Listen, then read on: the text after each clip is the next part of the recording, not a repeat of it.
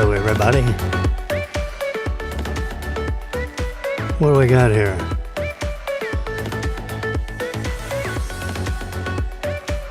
We've got June.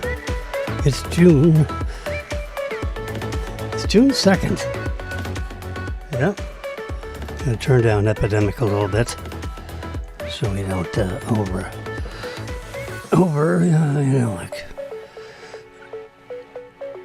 it's like having background music at Denny's, right? I like this Epidemic sound instrumental. It's our royalty-free.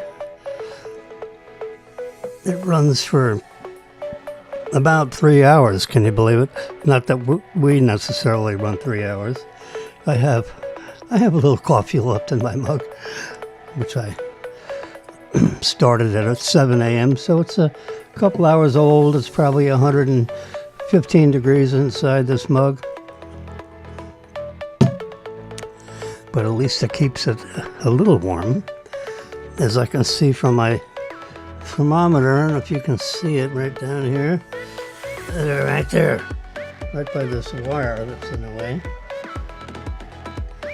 67.8 degrees and dropping. It's a little chilly in this little makeshift studio, in quotes. There we have here. I got my iPads, which I saved. There's a MacBook Pro there keeping time. It's 9:10 a.m. This MacBook here, right here. iPad shows that we've been on air for 2 minutes and 35 seconds and counting. And that's 10 frames per second. You can't say those numbers fast enough. We'll just stick with the seconds and the minutes, and I don't know how long this is going to go. But I like to have coffee with my friends every morning. You know, over these social networks, I have actually over 3,000 friends. Now, maybe only 1% of them listen in on me periodically. Nah, we get about, I looked at the statistics, and we get about 150. Yeah, we get about 150 on average. As low as 70 and as high as 180. So it's hard to tell when people kind of take a peek at what Jimmy thinks. Yeah. I wrote 700 articles. I think a little more than that, 750 articles on, what do you call it, WordPress? WordPress.com / FAU for you. How about that? Everything is FAU for you.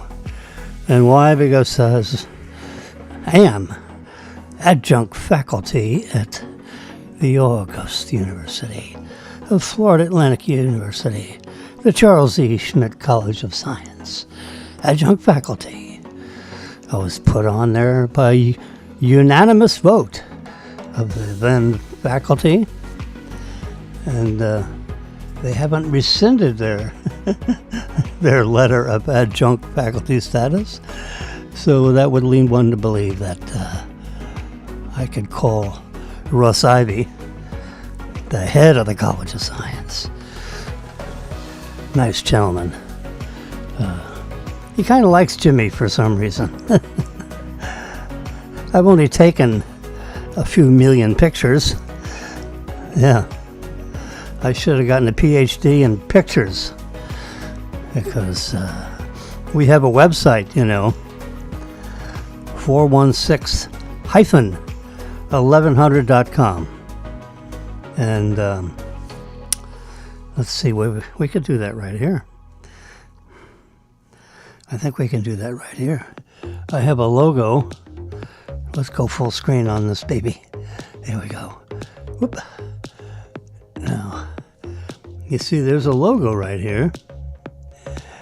Right below the check mark, you can see something that looks like a camera with a red tripod. It says Wilson Picks.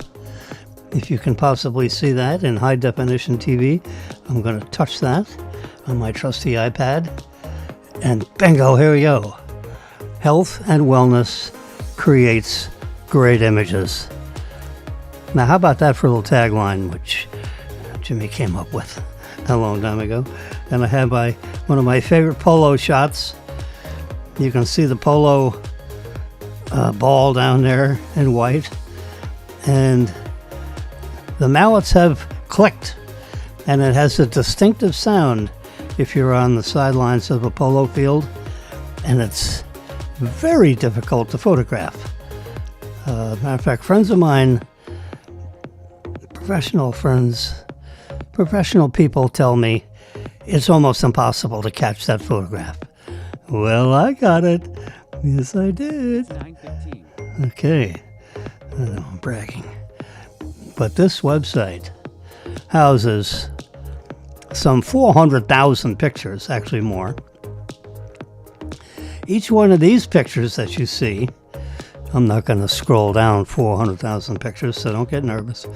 But these are the categories under which all these photographs are housed.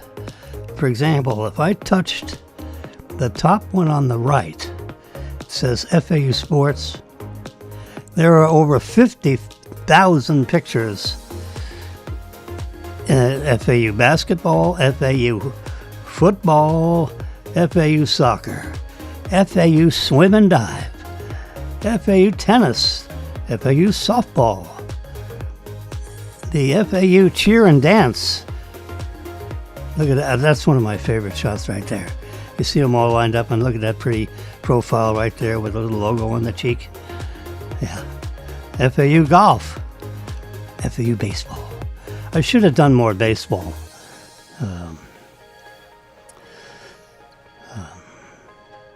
Katrina McCormick is in charge of like the FAU sports communications person extraordinaire. Her husband is the coach, was, I think still is, I don't know, of FAU baseball. So I can say, hey, can you talk to your hubby and see if I can get in the dugout so I can take pictures from the dugout, inside the dugout. Because, sports fans, they don't know what it's like to be inside of a dugout. So we'll watch the game and take some pictures, maybe a video or two from the FAU baseball team's dugout. I did that like several times. I should have done it more because the imagery is very unique because people in the stands, very, I forget the size of the baseball stadium. It's not the football stadium, where they do the grass different. No. They have their own baseball stadium, which houses, I don't know what seating capacity is, actually. Anyway, look at this FAU football. Anyway, there are 55,000 pictures. Let's just click on FAU football, which is the most picture taking I have with the FAU sports, So here's a FAU football win, 49 points versus UAB. They lost and they had 6 points, 49-6. Whoa! Look at that coach. He looks pretty happy, right? We remember him. He was fantastic. And then Ole Miss bought him for like $1 million a year contract a few years ago. Yeah, this is 2019. That was 2019, December 7th. This is September 21. Look at, he's so animated. Good looking guy. He was a hell of a coach. And he had a good entourage of people with him. Being on the sidelines, I get to get pictures of, take pictures of people. They love to have their picture taken. To get on field, is a cherished event. Look at this shot right here. This guy is in the air, diving for. Look at this guy. He's even more in the air. He wants to give him a little push, which he is legally permitted to do. And he has his arm around the ball, and they cannot stop him. This is the Charlotte 49ers. Ouch! Beats FAU football 27-24. That's what that L24 means. Loss with 24 points. This is win with 27 points. If you want to know the syntax of the captions here, there you go, syntax. That's a favorite word for programmers. Look at this. Yeah. There's a championship. Wins 30-3 against the Akron Zips at the Boca Raton Bowl on December 19th, 2017. Nationalized television by ESPN, 7 p.m. kickoff. And guess who won that one? Yep. A decisive victory, actually. That's the prestigious Boca Raton Bowl. Not prestigious, but Boca Raton has this invitational stuff. ESPN covers it, and that's what athletic departments do. There's a picture of the new helmet design back in 2017. Yeah, our coach was very creative. Look at this. Here's a little. These guys dropped out of an airplane and flew right into Boca Raton Stadium. FAU football win versus UTEP 35-31. November. But see, now underneath each album, how about this recruit? We had the Navy. There's a midshipman lady, Tauber. Miss Tauber, look how serious she is. She has all these little doodads, things that she's done. And we click on her, and we have a little write-up about what happened.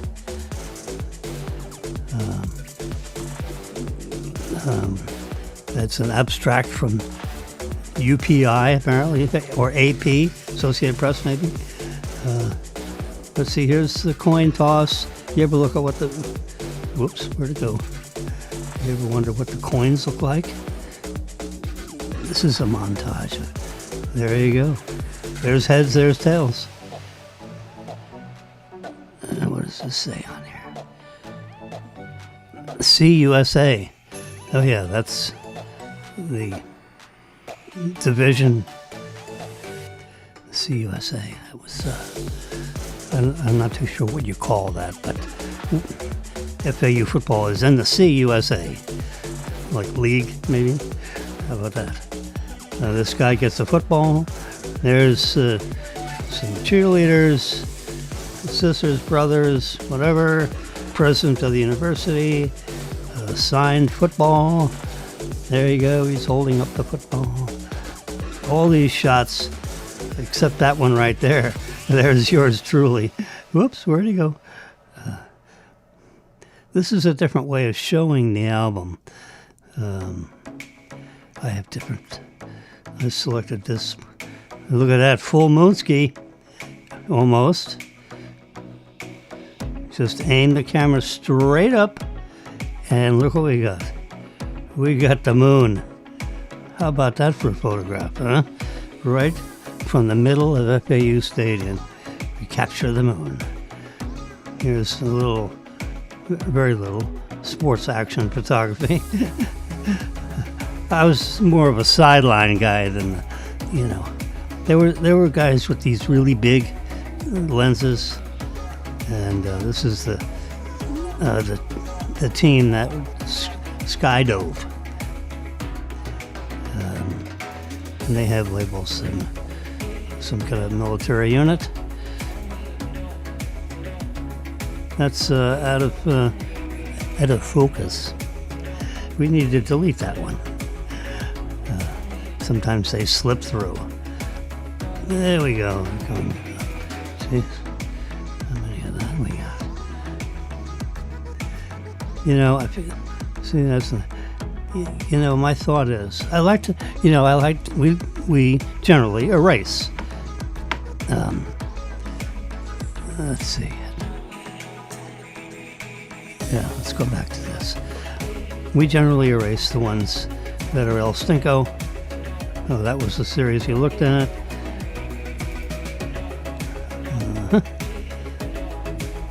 Here's a bunch of crazies in the stadium. FAU. Oh yeah, there's an F, there's an A, and there's a U. Yeah, you just have to be a little creative and understanding what's going on here.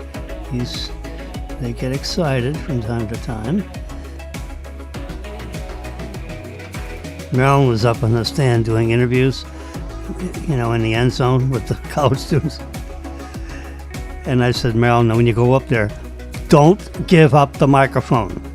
Keep your hands gripped on it. If they try to pull on it, you pull back. Don't let it go.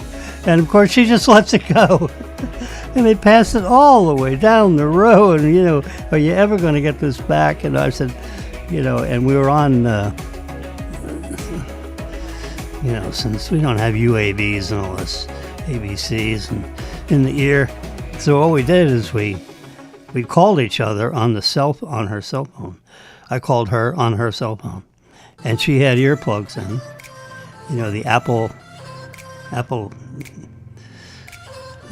earpods, and I had earpod in one ear. She had earpod in at least one ear, so we could talk to each other.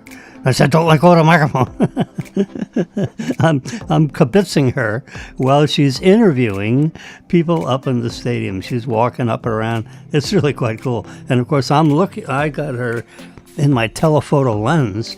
So I'm showing videos of her interviewing people in the stadium. It's really quite interesting. It was fun. We did that a couple times.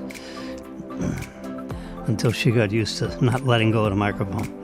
I said, Marilyn, if you let go of that microphone again, I'm going to debit your account. Whatever that means. I'm going to buy another microphone. It's going to come out of your account if you let go of that sucker. And that's what the TV people tell their talent, if you will. There's a guy on a camera for... He's got his headphones on. He's got little things on there so he don't put bugs in the earphones or vice versa. Look at the lens on that sucker. Yeah, that's one of those 100:1 HD Fuji lens, maybe Sony lens, Digi Super 86 Roman numeral 2 XS.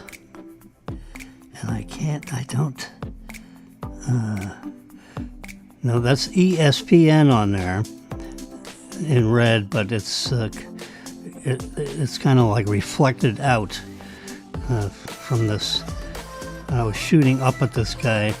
They never get, he works all day. It's the Sony camera. There we go. See Sony right there? He's looking through the Sony monitors so he can see what he's focused on. This little grip deal he has there, he can rotate that handle and that'll zoom the lens in or out. The focus is automatic. You put the little dit on whatever you want to focus on and that sucker will be in focus instantaneously. Now, how many people have watched pictures on this website? Oh my God. I don't know how many pictures I got in there, but it keeps going There's a lot of them in this particular gallery. There's too many. 26 million. Oh my God, it's an even number. Stop already. See. 26,423,000. Ooh. We need to do a print screen of that. Can I get a print screen of that? I did. Yeah, that's exactly 26 million. 230,000.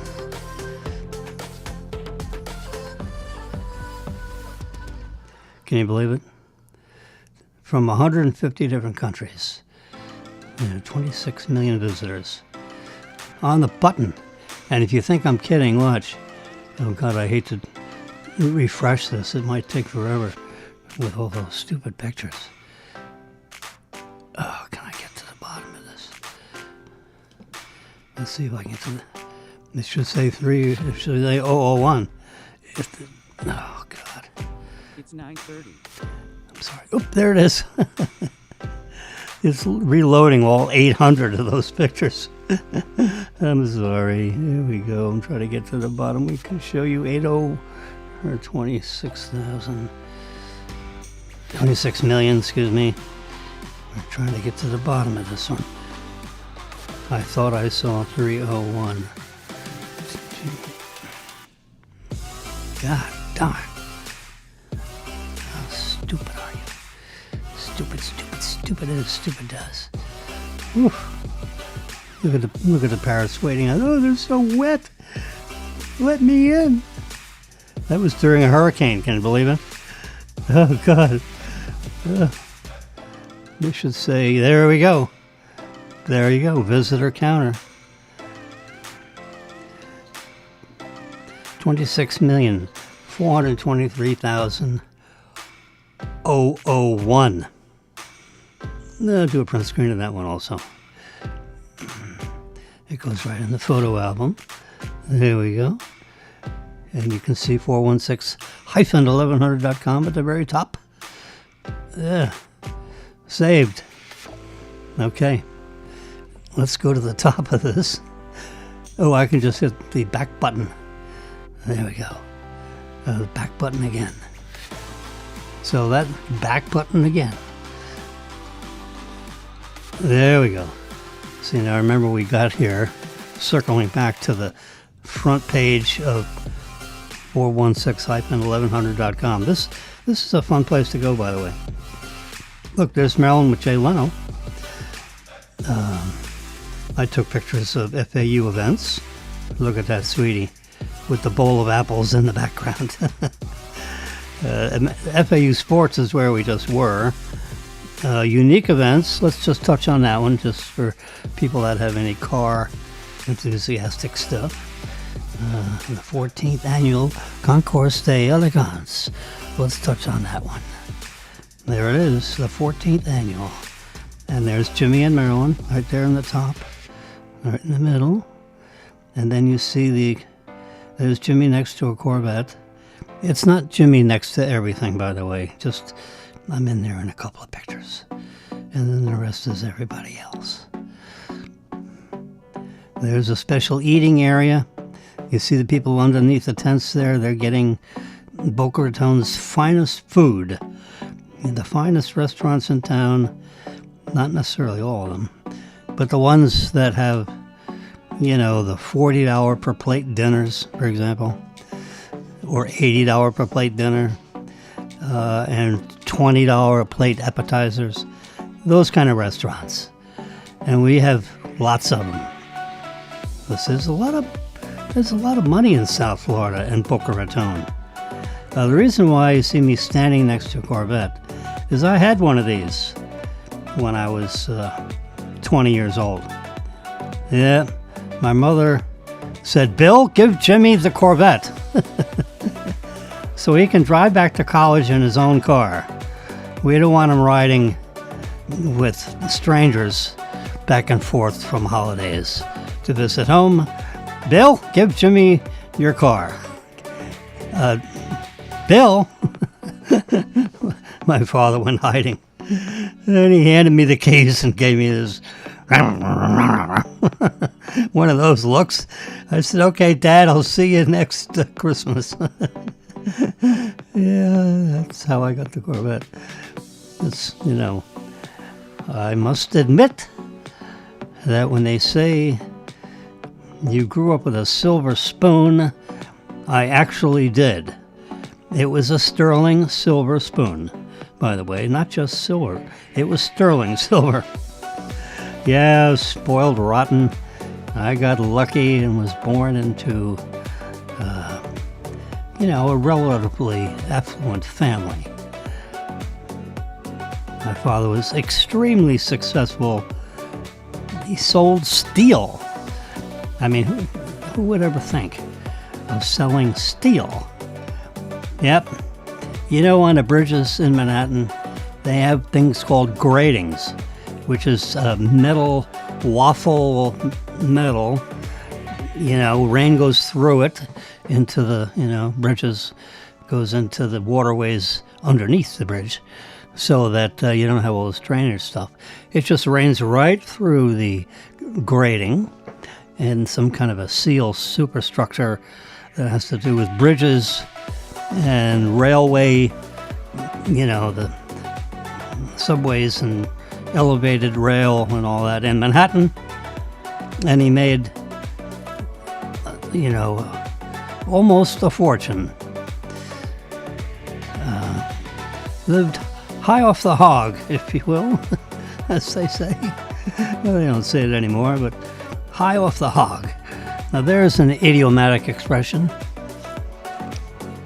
An expression for idiots. Idiomatic expression. So we found ourselves under the trees having a little picnic. Because you have these tents and they sell food and stuff. And you can see the car show and people lining up for the whatever time of day that was. It was probably like 1:12 or 1 or so. See the cars in the circle they have here. This is all on the driving range, actually, if you're wondering this is all set up at the Boca Raton Resort. And they have a nice golf course and blue skies, as you can see. And they basically took over the driving range. Where you practice, hit golf balls, driving range. Not driving, it's driving range. The golf version of driving range, as opposed to a car. When you see the antique cars lined up, and in the middle, they ride up through the middle with their ribbons. They got ribbons. Now, this is not the money shot, because this is looking westward. The money shot would be the one that's in this gallery, where the Boca Raton. Come on, where is it? There's got to be a money shot here somewhere. It's not in this gallery. All right, let's go back. Must be an earlier gallery. Let's go to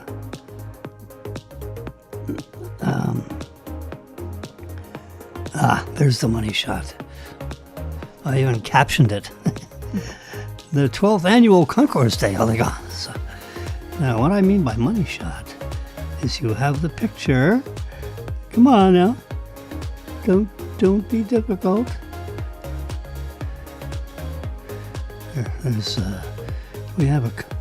I'm standing there with a cousin. Get away from me.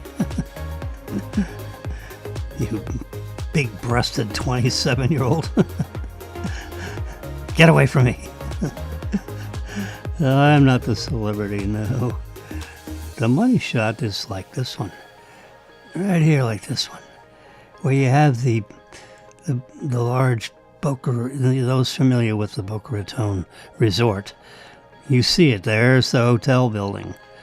Yeah, like a 40s story thing.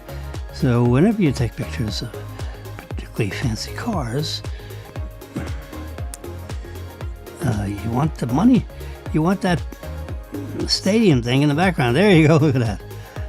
Whoops, there we are. So you can see people socializing and walking around. And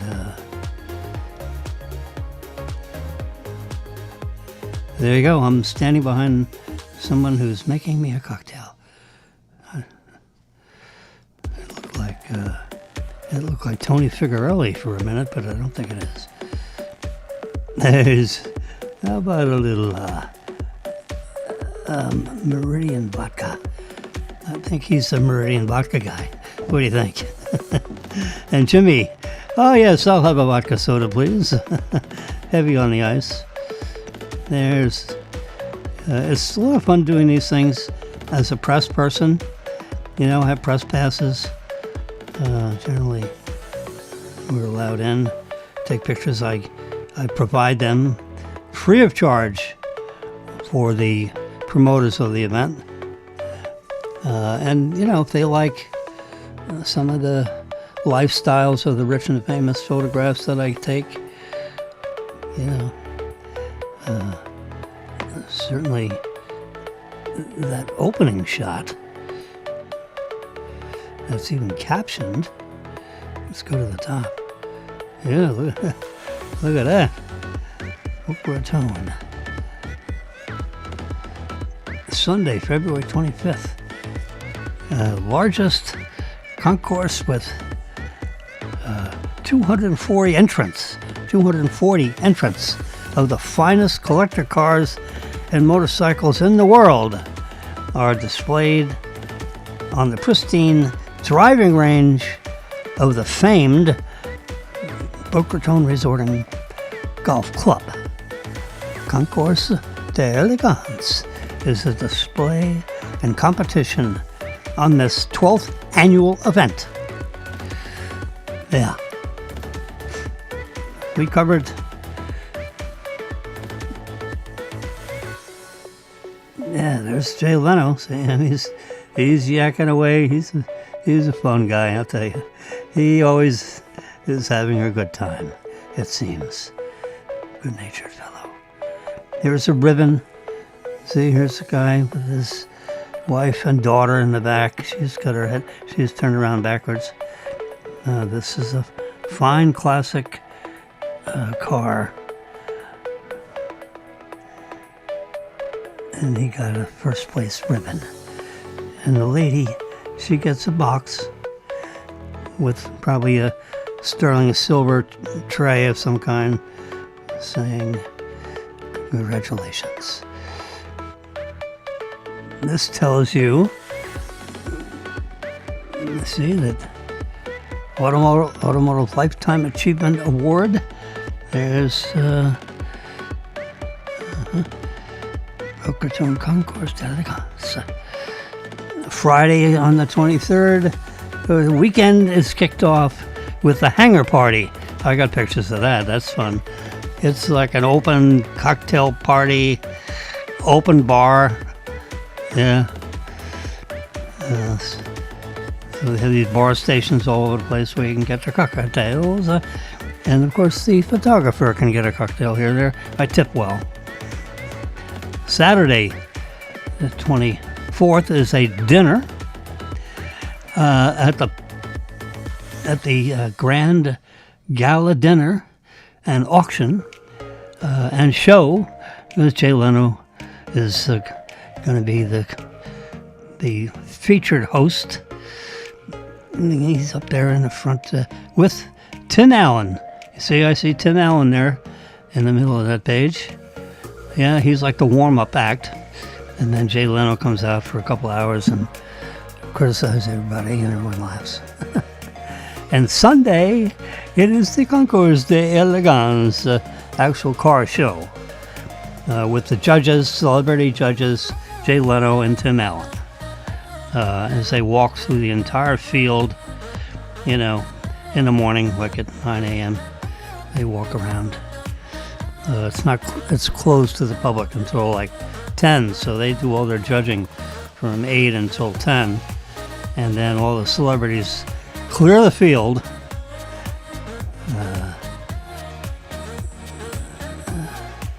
This is the display of these U-shaped things, or the display of the different kinds of cars.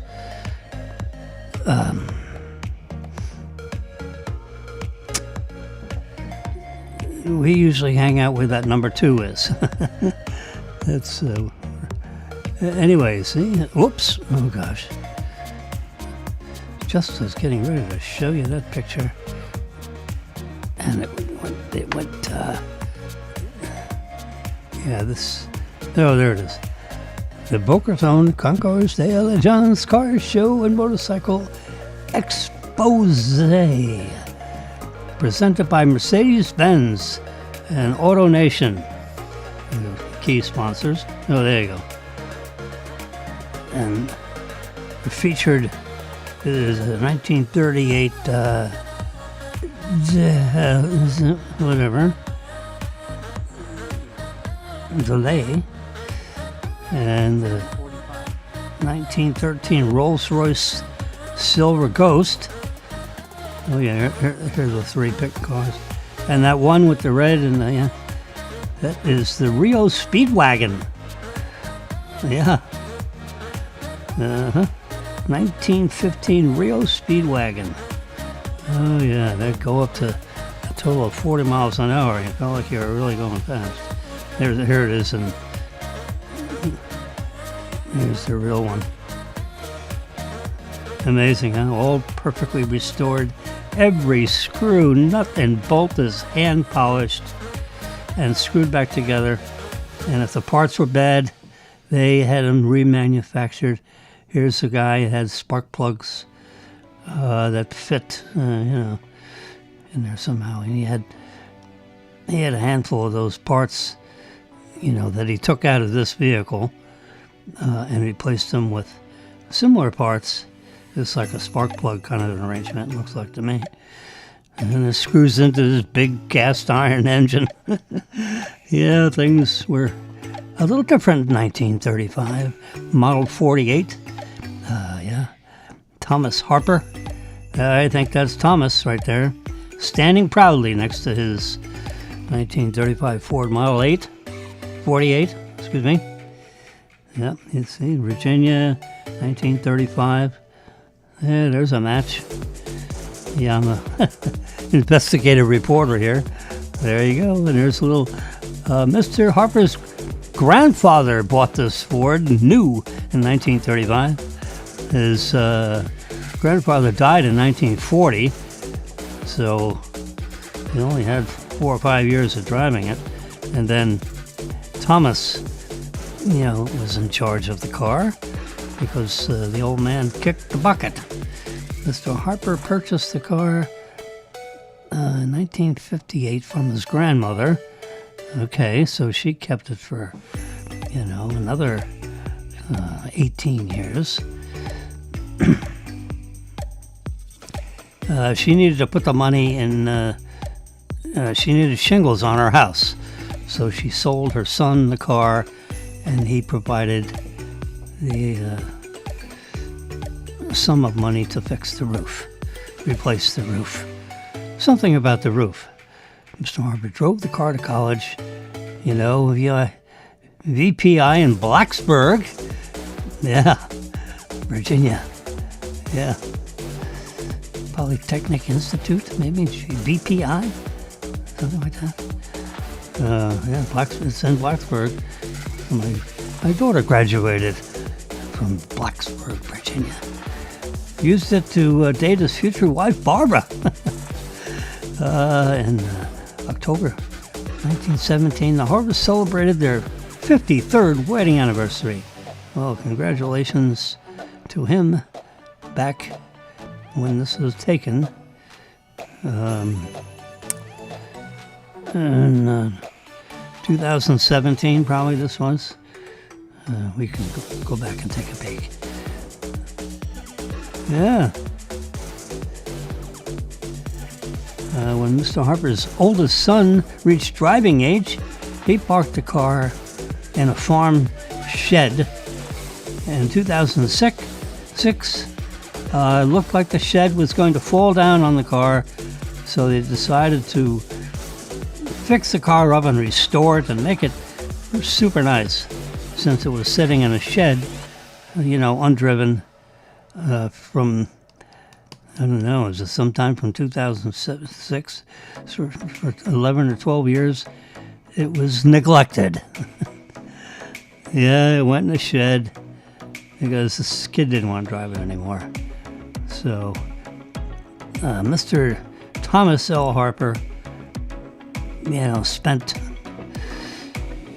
several years of his life restoring every screw, nut, and bolt, and polished it up. And that's a piece of spark plug that he took out of that engine. He was fine-tuning the engine while it's sitting there on display. And of course, I stuck my nose in there, took a peek to see what it all looked like. Yep, got a picture of him, got a picture of his letter. You see right in the front here, you got this letter-looking thing. Well, that's this. I got up close and personal, took a picture of that letter. And everybody that had a car on display had some kind of a letter of who I am and what I am and all. So it was a big charity event for boys and girls clubs. Yeah. People pay several $100s a ticket. You see all the restaurants put on, and this was so good. Oh, look at those little circular pastas in that magical orangey looking tomato sauce, creamy. Oh, so good. These guys really know how to chef something or other. I can't quite. Palas? I should really zero in on their jackets so we know. So I went right down the row taking pictures of everybody serving the food. See, they're making up all these little things, and the people, these beautiful little dessert thingies. Everything is outstanding, I can tell you, because these guys are part of this big charity thing. So they agree to, they have people under the tent, behind the tents.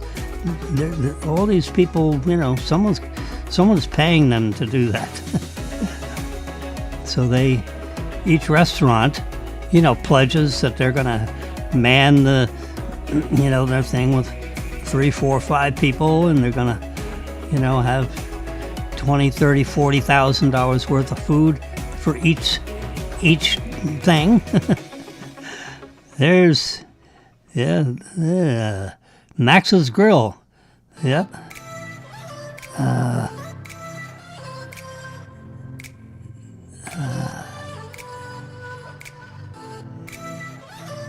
I can't quite get his name. I should know him. Max's Grill, yeah. One of the chefs at Max's Grill. Fine restaurant in downtown Boca Raton. Yep.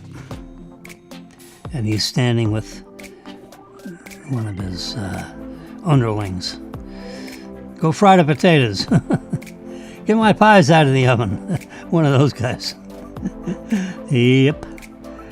Chef some kind can be a little cranky. You gotta learn how to deal with it. Oh, there's Jay Leno. He's trying to buy a car.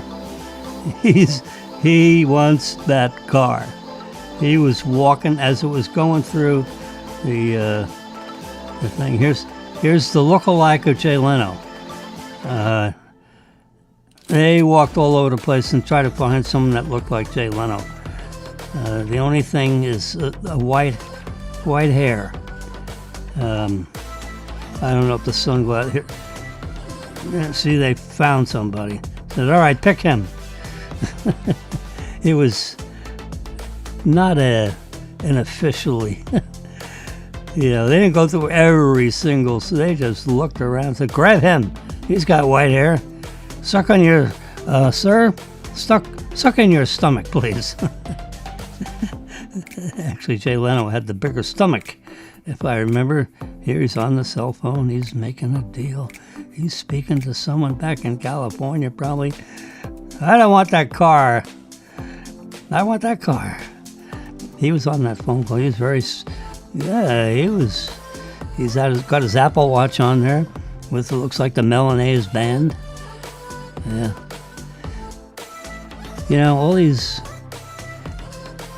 the interesting thing about, you know, when you're photographing these kind of things and going up and saying hi to these people, and, oh, there's the Corvette that I had with the 4 headlights. That's a 1959 Corvette. Yeah, I had one just like that, except it was white with a blue panel. This was red with the white panel. Mine was white with the blue panel. Bill, give Jimmy the Corvette. I remember that. My father was named William Henry Wilson, a.k.a. Bill. My mother would bark out, Bill, give Jimmy the car keys. Which car keys? Your car keys. Go get yourself another car. Jimmy's got the Corvette. He's taking it back to school. Oh my God, my father looked at me like, you little... I just went home. Here we are. We're back. See, there's the thing that says go home. You press that little button and whoosh, you're home. And almost at the top of every page is a go home button. All these pictures are stored. I had a lot to do with writing the HTML code for this. There I inserted a little biography. Jim Wilson, principal, licensed broker, real estate broker, engaged in the design, development, and property management of major real estate projects in South Florida. I did some of that. Yes, I did. There's my broker license number. You can look me up. Yes. With several decades of commercial banking experience. Yes, more like 3 decades. Our debt and equity teams. How about that? Is that a nice way to put it? Employees, aka employees. We'll call them the debt and equity teams. Closed hundreds of major real estate property transactions ranging from $10 million in size to $150 million in size. You know what the $150 million deal was? It was a construction loan to build Joe Robbie Stadium. How about that? Jimmy's signature was required on the papers that finally approved the Joe Robbie Stadium. I had to review a package that was, they had this, was about that thick.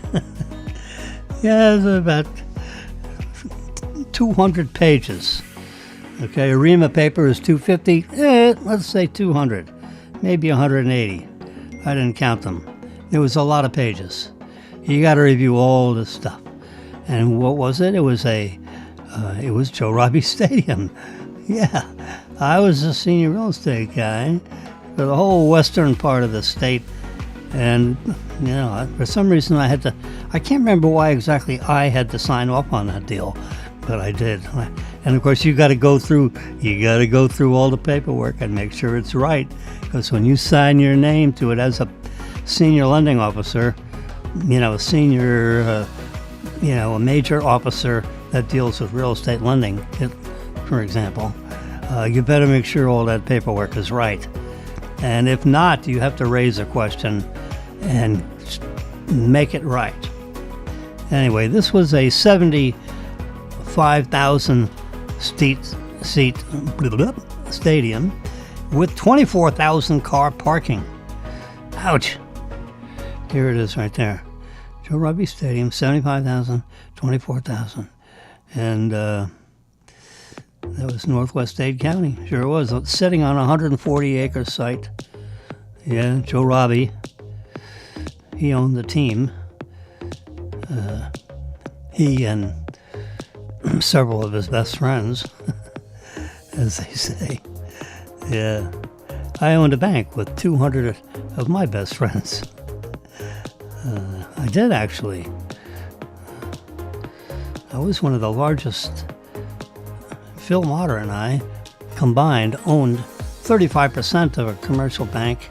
After all the funds were raised with all the investors and people that he knew and people that knew Phil Motter mostly, I was responsible for about 25% of the people that put money in,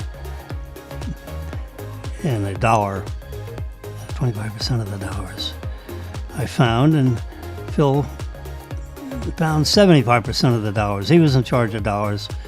Actually, I helped. I knew a few people and they put in money, so it represented a minority interest. Phil did most of the money raising. I bought the bank. Yeah, that was my job. Jimmy, go find a bank. Actually, I looked at myself in the mirror. Jimmy, go find a bank. Yeah, I told Phil, I said, we're raising money and we don't have a bank. And you're selling vapors. Let me get a contract on a bank. And then I can take a picture of the bank building and you can say, we're going to buy this bank. And we'll have an actual valid binding contract to buy a bank. Well, how are you going to do that? I said, hey, there's a chicken and an egg. We understand that. Well, we need the chicken before we can have the egg. So I'm going to go, look at that. That's 26,423,007. There are other people on this website with us. Okay, that's good. That's good. See, each one of these is a category. Look at that.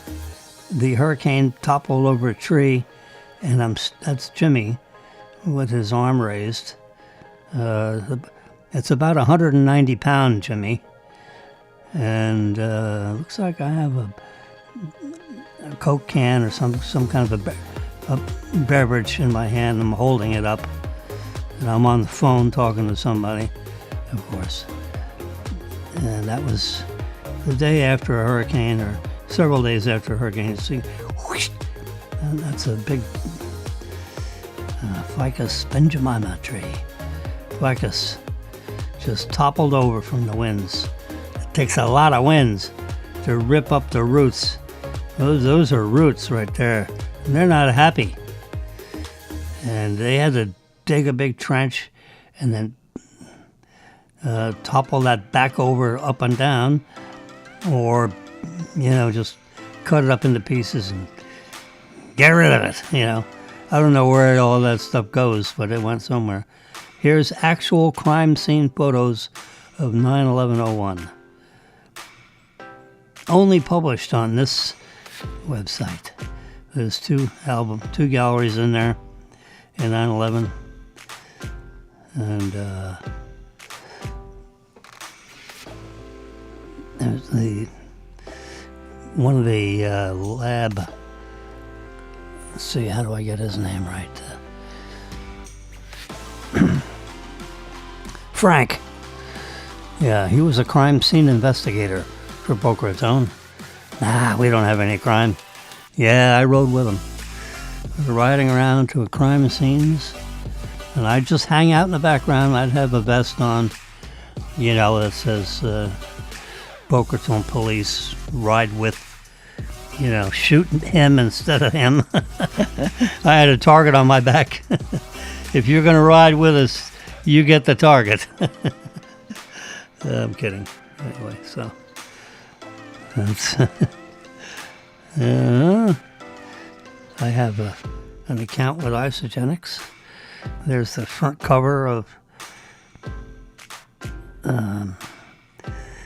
the 2012 spring product catalog. Yeah. Mm-hmm. When you order stuff, they throw that catalog, in the box. So you can see a whole bunch of other products and maybe you buy more stuff. Yeah, Isogenics. Healthy stuff. Like shakes, like you put it in a blender, this brownish looking powder, and you get a chocolate shake with ice water. half water, half ice, about 8 ounces. Throw a packet of the stuff in, put it in the blender, put the lid on, turn it on, and 20 seconds later, you got the most exciting. You got a whole meal. 20, 30 grams of protein, whey protein. There's a thing about the iPhone 7. Images for FAU4U2. That's the website at wordpress.com/FAU, the number 4U letter, and then the number 2. So you got 4 letters and 2 numbers. FAU4U2. Be there or be square. There are 700 and something articles in there. And there are hundreds of thousands of people that are reading those articles. Honest to God. It is amazing. This internet is crazy. And there are people reading this stuff from all over the planet. Let's see if we can do that. www.wordpress.com/FAU4U2. Let me look at that and see what it looks like. I am looking at it. You can see me looking at it. It looks good to me. Let's press enter. Page doesn't exist. Oh, crap. Let's see why it doesn't exist.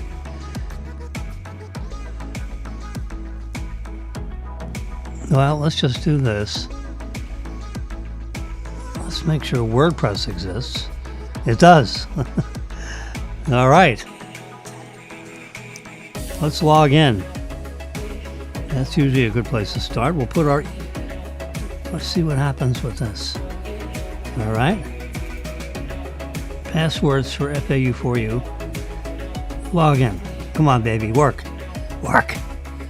Yes! No! Come on. What's going on here?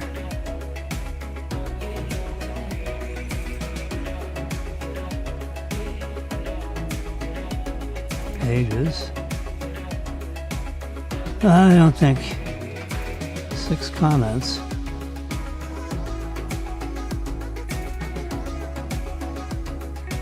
No. No. All right, I was hoping I could find. What's Jimmy think? That's it. Come on, visit site. Of course. Ah, bingo. Oh, look at this. See, with WordPress, you put the FAU4U in front of the WordPress.com. Yes, that makes it a subdirectory. I remember that. Okay, so anyway, so I had it backwards. And I said, what? Wrong syntax. I used to be a coder, a COBOL coder. Remember the Doge people were complaining about the old computer systems that the government has, and they were being programmed with COBOL, and they looked at the people like, what? You programmed what? COBOL? Who the hell ever heard of that? Well, people that know anything about computer history, and current COBOL is alive and well. There's hundreds and hundreds of millions of dollars worth of IBM mainframe computers that the U.S. government bought, back 25, 30 years ago for, $100 million a copy. They can't throw those suckers away, No, they don't depreciate in the government like, Anyway, here's what's Jimmy think? That's what people use. What's Jimmy think? Let's see what he thinks about stuff. Well, there I am standing there with a camera in hand. I put this site together myself. That's why it looks terrible. Here's an opening article. Have you had your shake today?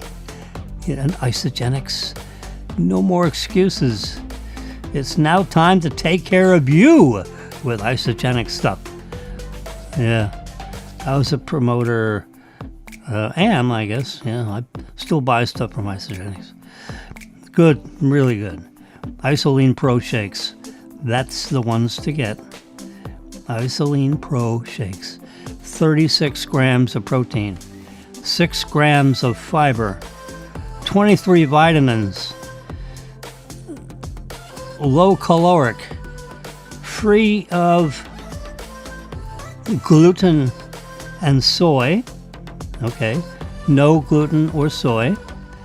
And it has active enzymes to aid in digestion. I think it's kind of fuzzy there. Those are the big features of these Isoline Pro Shakes. They are quite good. I've got a closet full of them. Yep. And it's a good, if you want to start your day with something, you don't have time to dilly-dally with having who the heck's going to get ready and have scrambled eggs for breakfast when you got to go to work? Unless you're making them for your kids and then you go to work. You feed them, but you don't have any. You don't get a plate. Well, you get a shake. Shake, rattle, and roll. Natural vanilla, chocolate. Whew, so good. You can get the vanilla shake and you can throw a couple of strawberries, blueberries in it while it's blending. And it adds that, you just put a little handful of these little blueberry doodads in there. And it gives it a blueberry flavored vanilla shake. Nothing like it. Or you throw some strawberries in, or you can throw a little handful of the, cubes of nice ripe watermelon. And blend it. And then you have watermelon flavored, vanilla shake, chocolate shake. You can add those things.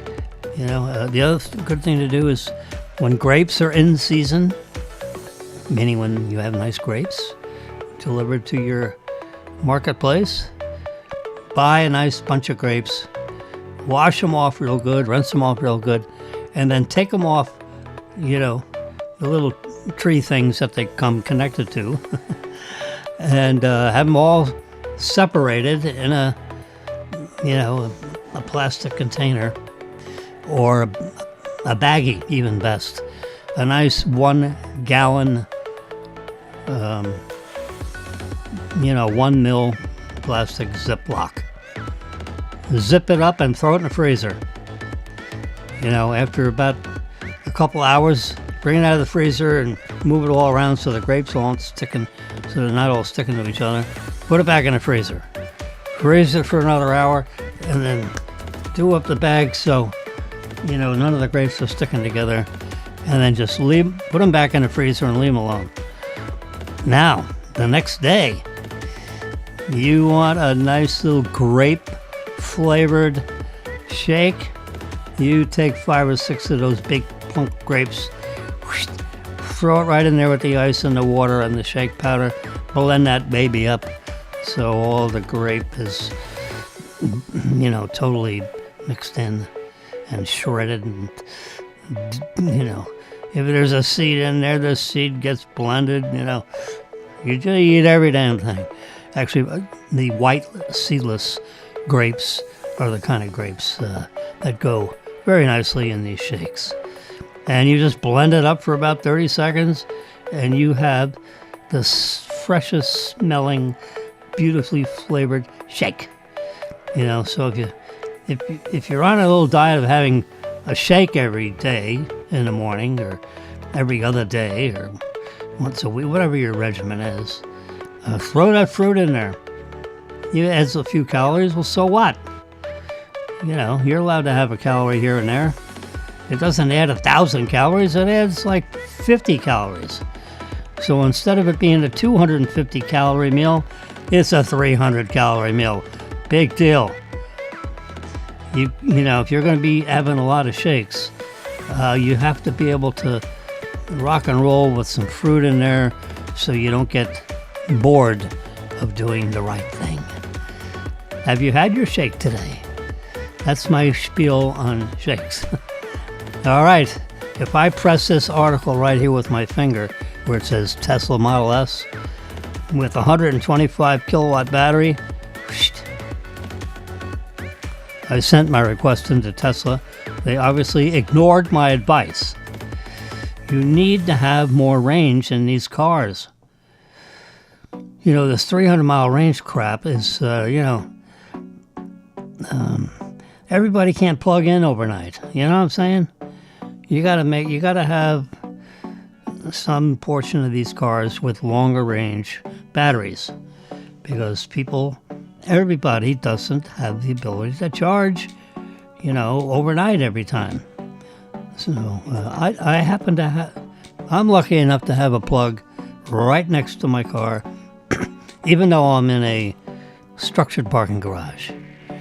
I made friends with a doctor who had a Model S in his parking place.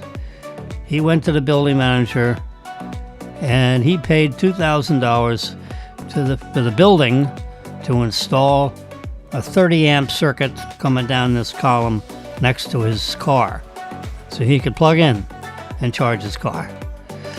And that's what he did, and that's what they did, and there's a plug there. So I sent him a letter. We live on the same floor. Dr. Brian, nice man. I wrote a letter to the good doctor, and I said, would you mind if I borrow your plug when you're not using it?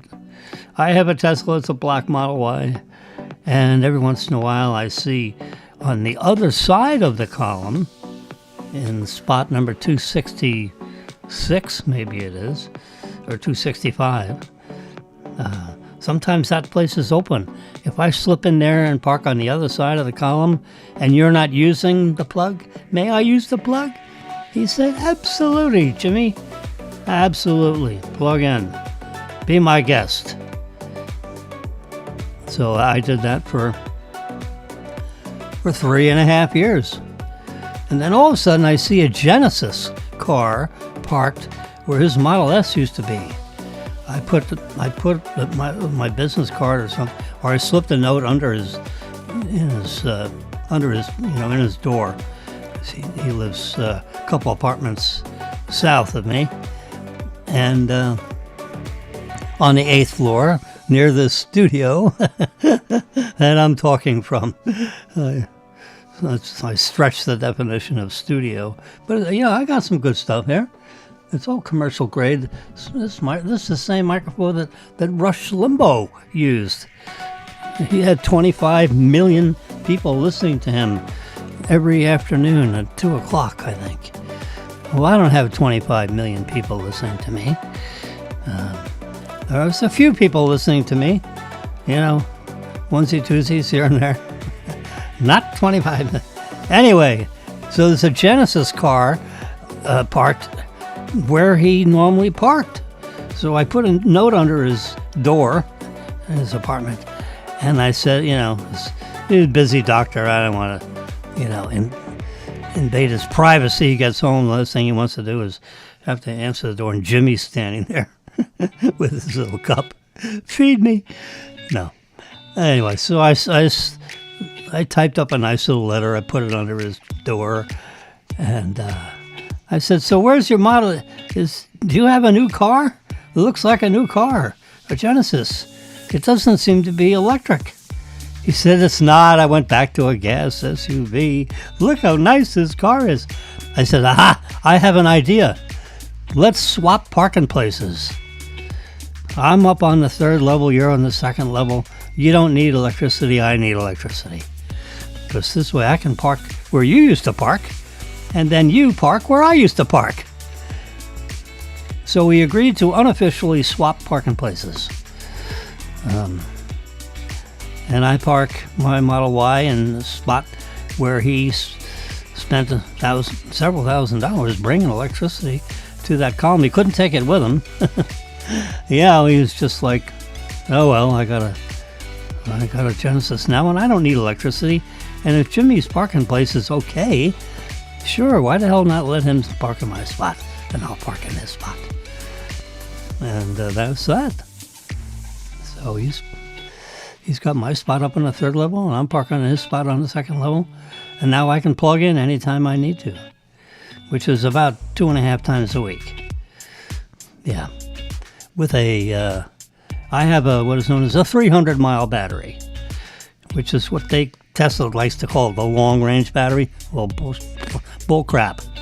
It's not long range because they say, don't use the top 10%. So now a 300-mile battery becomes 270 miles. Oh, and don't go below 10%. So there's another 30 miles off the range. So now you got 60 miles off of 300. So now you have a 240-mile battery. You get what I'm saying? So what happened to that 300-mile battery? That's really 240. That's what I'm saying. So that's why I wrote this article about the 125 kilowatt battery. Forget these 75 kilowatt batteries.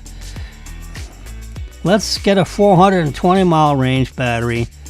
So, you don't go into a Mercedes dealer and say, hey, I'll take the car with the 12-gallon gas tank.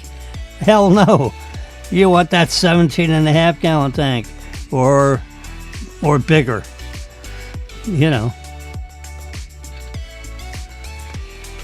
Anyway.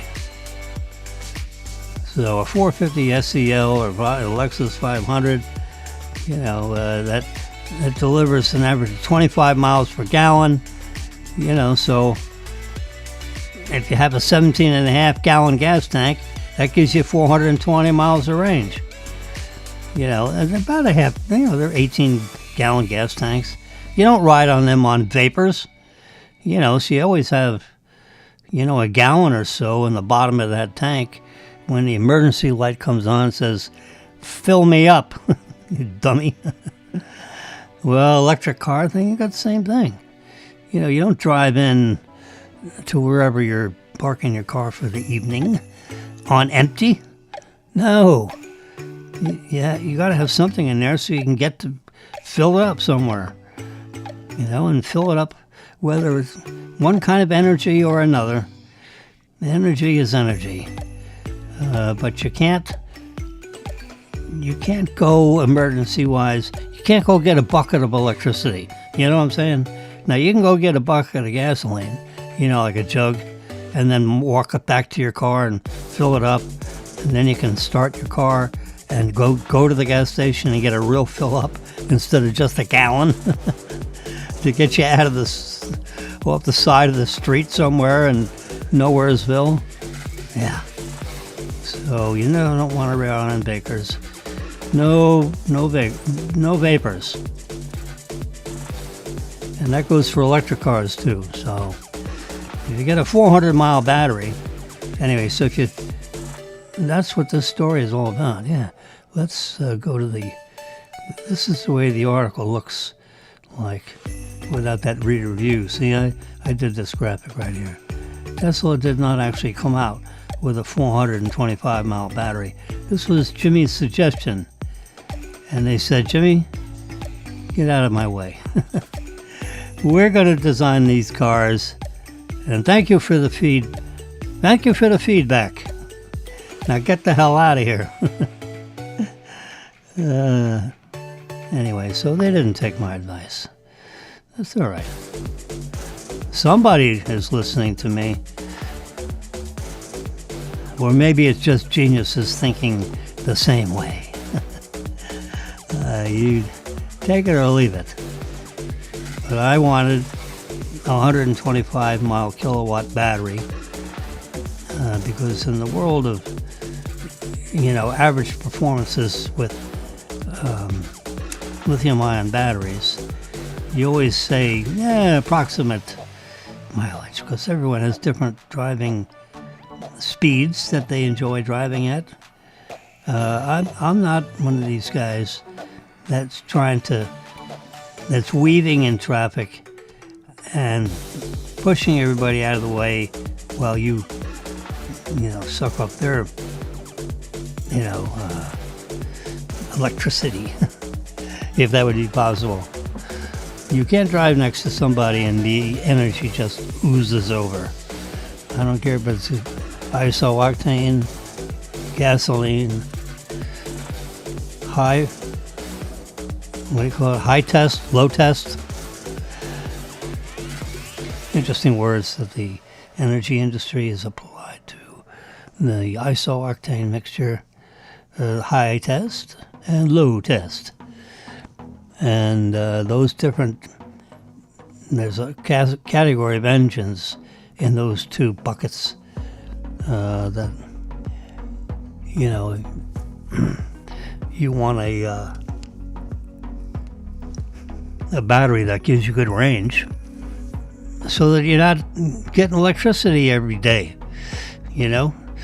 If you got one of these batteries that only has 250 miles worth of range, that means like every other day you got to plug in, or you are on the side of the road. On the side of the road.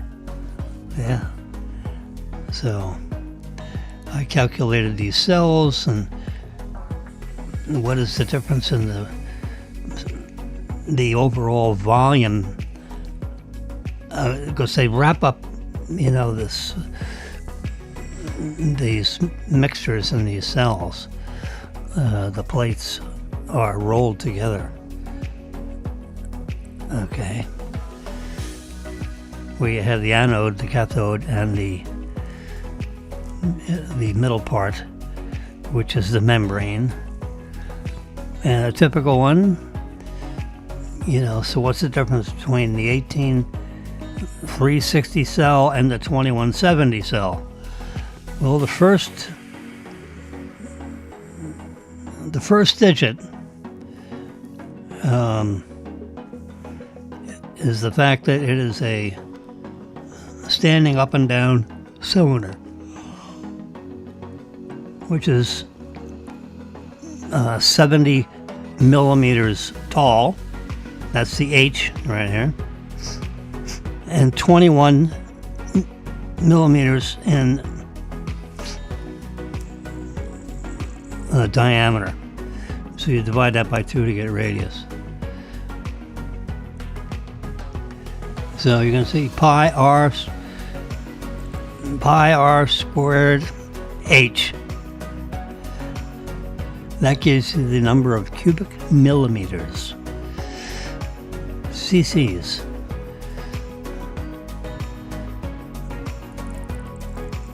So if you compare the 2170 cell to the 18650 cell, that's what this write-up is talking about. You get a lot more water that has energy in it. So if you got to fill up with that, you're not going to stop it after.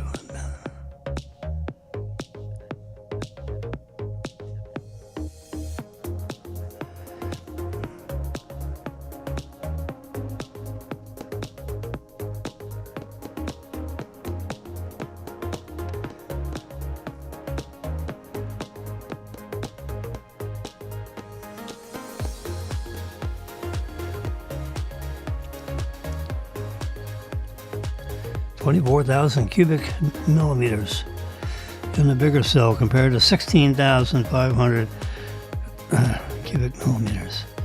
So it's a 45% increase in the cell capacity as far as volume is concerned, not necessarily electrical capacity. Maybe the electrical capacity is like 40%, 140% instead of 100%. So that's how I analyze at least the 18650 cell.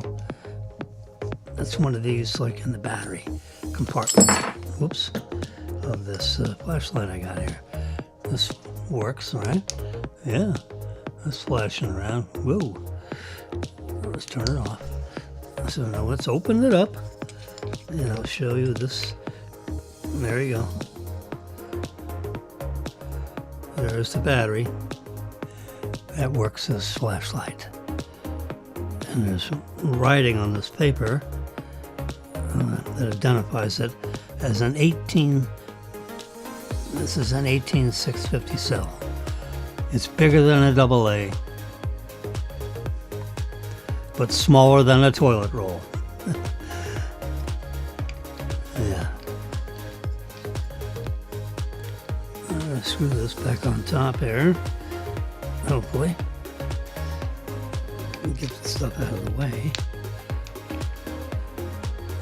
There we go. Alright. See if it works. It does. Alright, I got it back together properly. Now I'm going to put my... This is the thing that slips over a microphone. It's 10:30. Yep. In the event you want to talk on the microphone. There we go. We put that right there, and then there's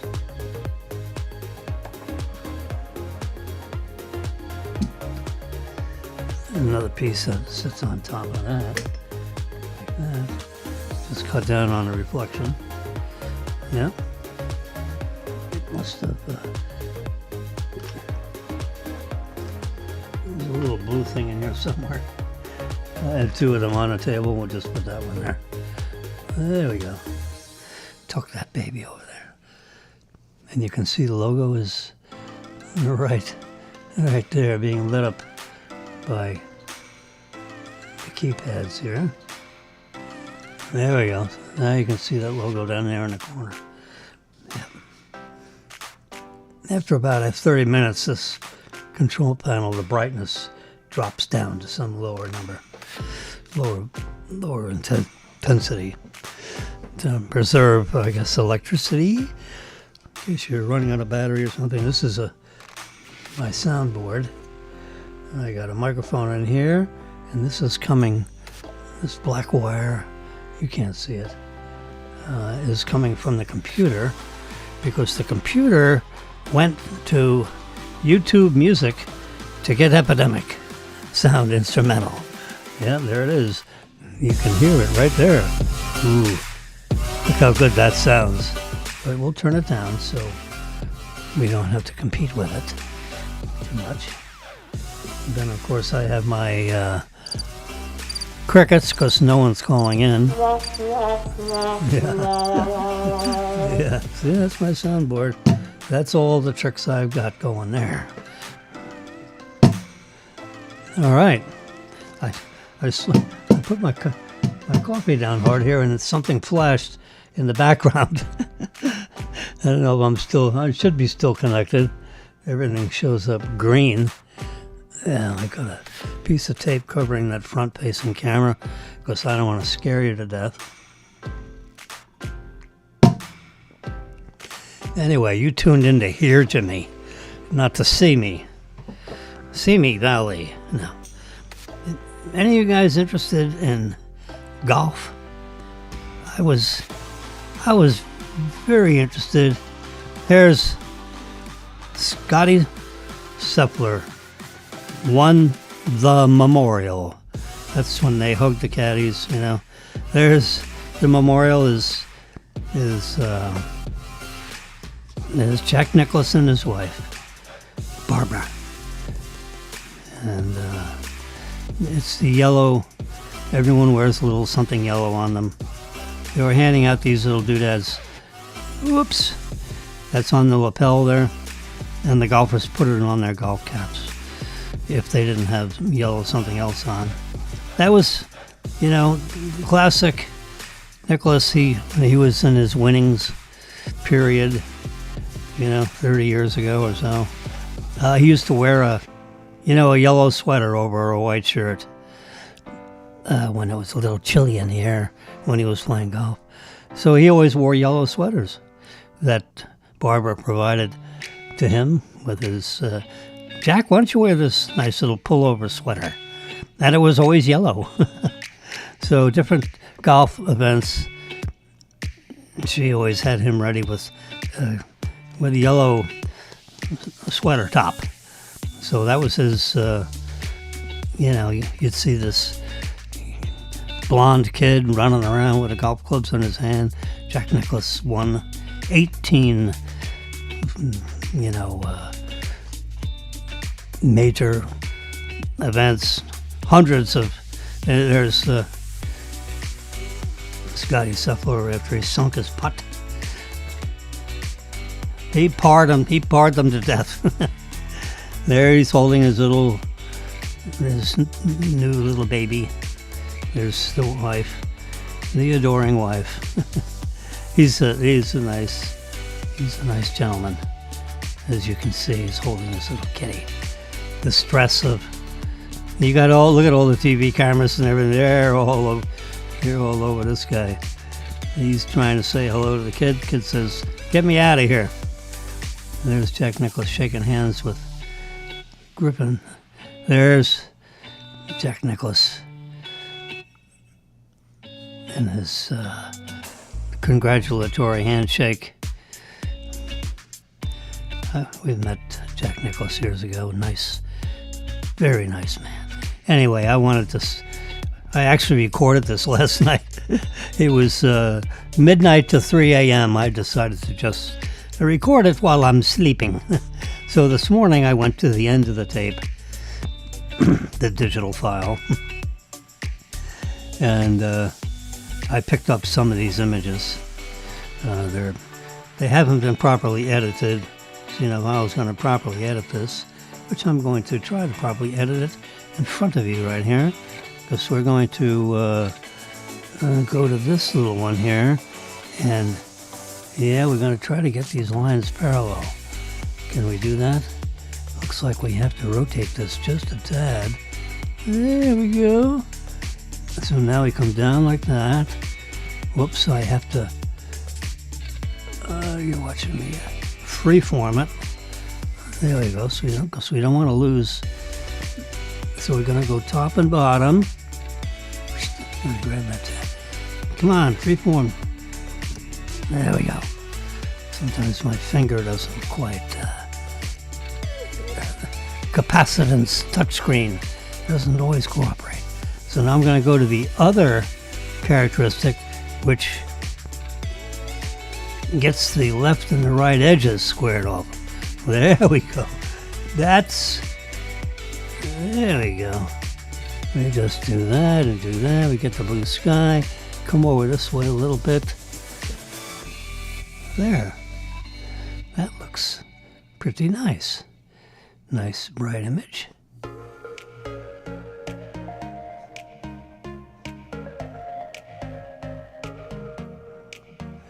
I think we'll leave it just the way it is. Whoops. Why is it not bright and bright? So we're going to go here, and we're going to be right there. That's it.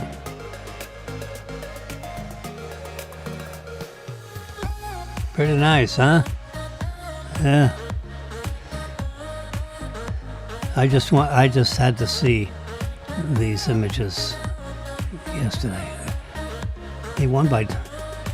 Here, I got up some statistics. He won by 4 strokes, -10 to -6. That must be some. You got, the top 100 best golfers on the planet, in theory, because you got, flags of different countries, mostly U.S. flags. You can see the little U.S. flag right next to the names, right? Scotty Scheffler, -10. He had 3 rounds of 70 and 1 round of 68. For a total of 270. The lowest number of strokes, the better. He walked off with $4 million. Look at second place, 2 million too. So if it was a 1 putt difference, it'd be $1,000,008 putt. Talk about your knees locking and you're trying to get this little ball in a hole. So $1 million less if you miss the putt than if you make the putt. Yeah. Woo. Anyway, so I was really rooting for Scotty, and it was a tough week. You know, Thursday, Friday, Saturday, Sunday. You see R1, R2, R3, R4. That's round 1, 2, 3, and 4. Yeah. And you add them up and you get the total. There's the prize earnings. 700 FedEx points. That's another kind of a tournament. So every tournament, Scotty has won a number of these tournaments. You know, he's won 3 out of the last 4 or 4 out of the last 5, something or other. And the U.S. Open is next week. So he's all ready because he's on the top of the leaderboard and played a pretty tough golf course. Apparently, Jack Nicklaus's Memorial Course, which is 50 years in the operating, huh? Jack bought it 50 or 60 years ago. They created this tournament called the Memorial. Yep. So you can Google it yourself. I Googled it and got these results and with the earnings. So it was a $20 million purse, and they split it up so the winner gets $4 million of the $20 million. 20% of $20 million is $4 million. So the top money winner got 20% of the purse. And then on down. So if you were in the top 4, 1, 2, 3, 4, the prize money was $4 million, $2 million, $2, $1 million, $4, and $1 million. And it drops to $800,000, and then $600,000, and it drops all the way down to like $200,000. It goes all the way down to like $45,000 for the, you know, if you're in the top 50. But if you're number 1, you got $4 million. You talk about these guys are bird dogging trying to win that tournament. They want that $4 million. You know, so it really yesterday was a match and who was going to get second place. Because you had -6, -5, and -4. And these 3 guys were chasing each other all day long. And Scotty kept on, towards the back 9 is, a guy'd get a bogey and he'd get another birdie. And, Scotty got up to -10.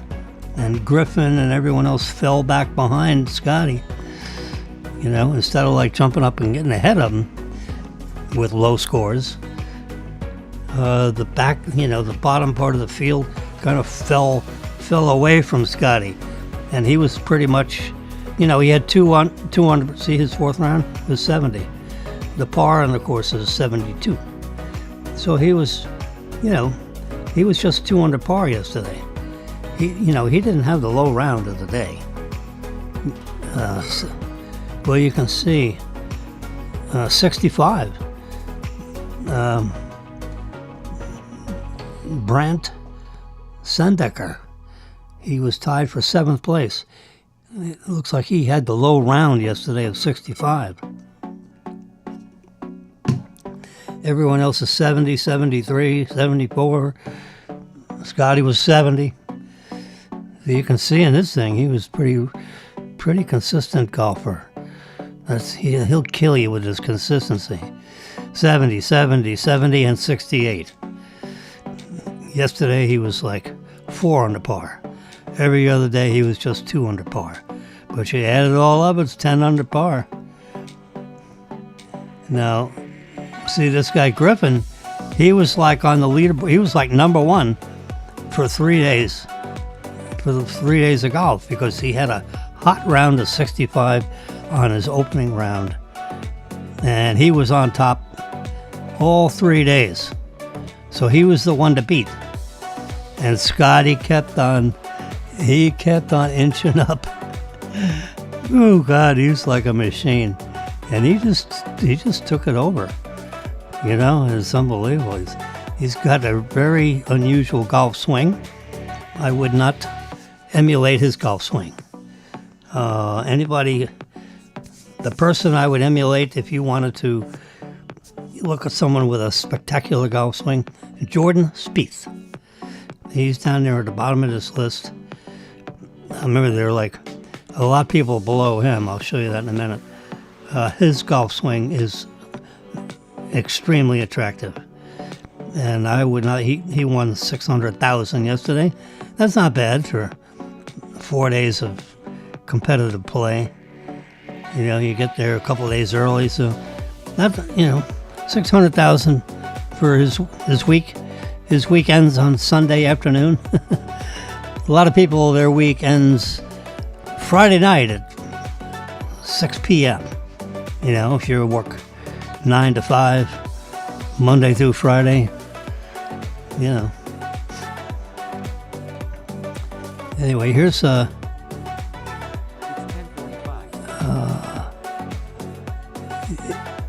yeah, this is an interesting chart. With Scotty on top, you know, you got the position.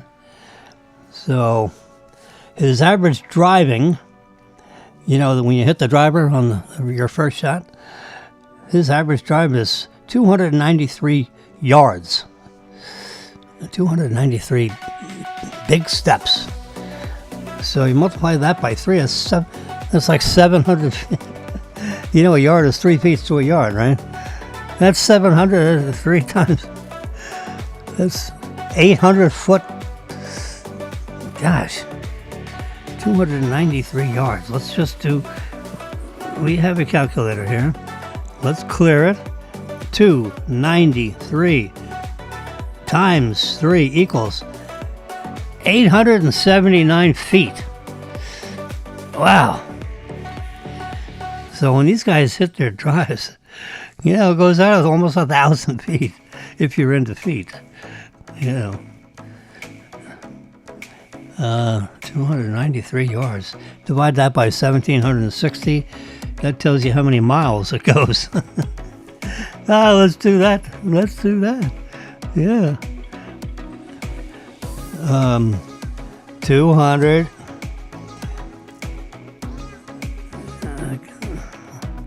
Excuse me a minute while I go back to this. 293 and a half. All right.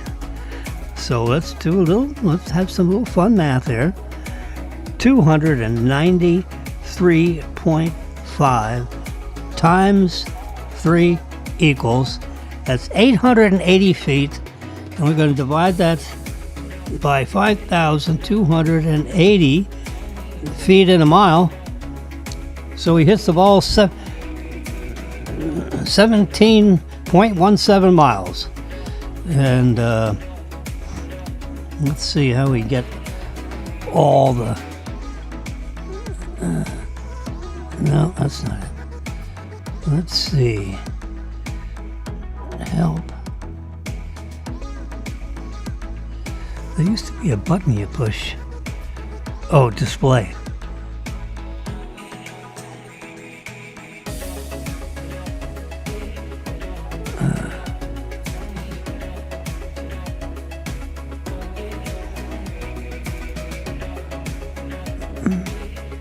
There we go, with 3 decimal places. 4 decimal places. We'll just take 3 decimal places. There we go. All right. So that math is 0.167. They apparently rounded up to 0.17. Anyway, so it's, 15 or 20% of a mile. Whew. So when you say, boy, that guy really hit the ball a mile, well, it's actually 0.17 miles. You don't want to say that. They're going to slap you around. But that's just the interesting. Anyway, so that's the first number. That's the yards. The average drive. They keep these statistics. Drive you nuts. Every player. How long did that go? They type it in there. Driving accuracy. That's DRVACC. That would mean driving accuracy. And 60.7, around 60% of the time, he was in the fairway. The other 40%, he was not in the fairway. He was in what is known as the rough. And that rough can be really, in a course like this, it was like 4 or 5 inches of grass.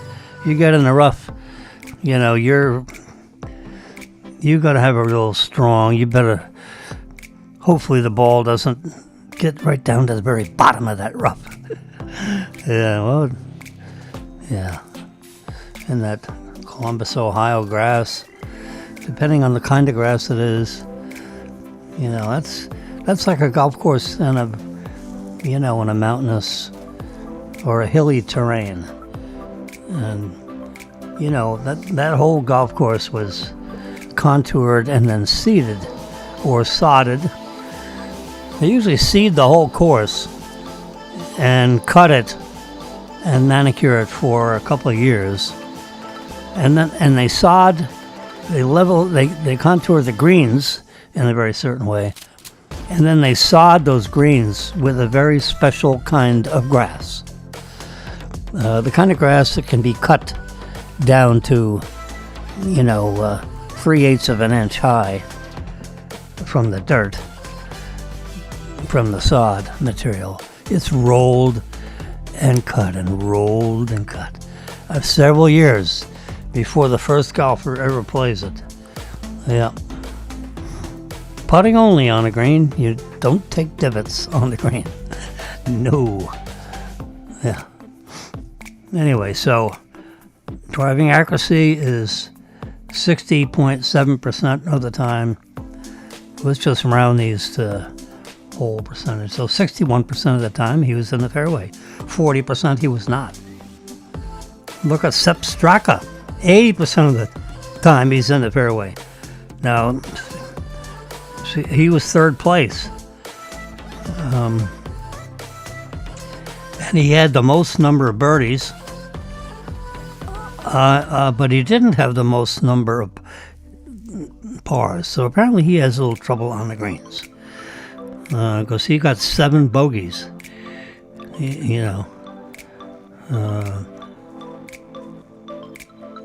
Scotty only had 4 bogeys. And 1 double. That's 2 over par, yeah. Alright, so Scotty was... he had 61 birdies out of the 4 days. He had 51 pars. So when you have,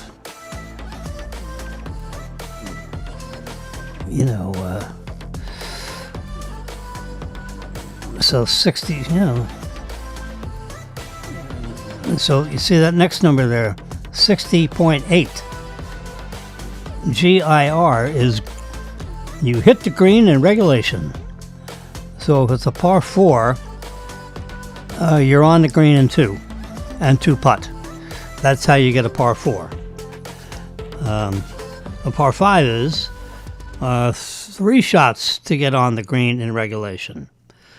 So that's what that 68.1 is. What percent of the time was he on the green in regulation? And if you look down the whole list, hitting the greens in regulation, here you have another 68.1. It was a 4th place player, Nick Taylor. So, he was within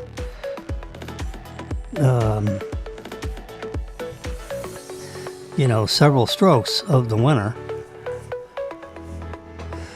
Yep. So Nick Taylor and Scotty Scheffler had very similar greens in regulation.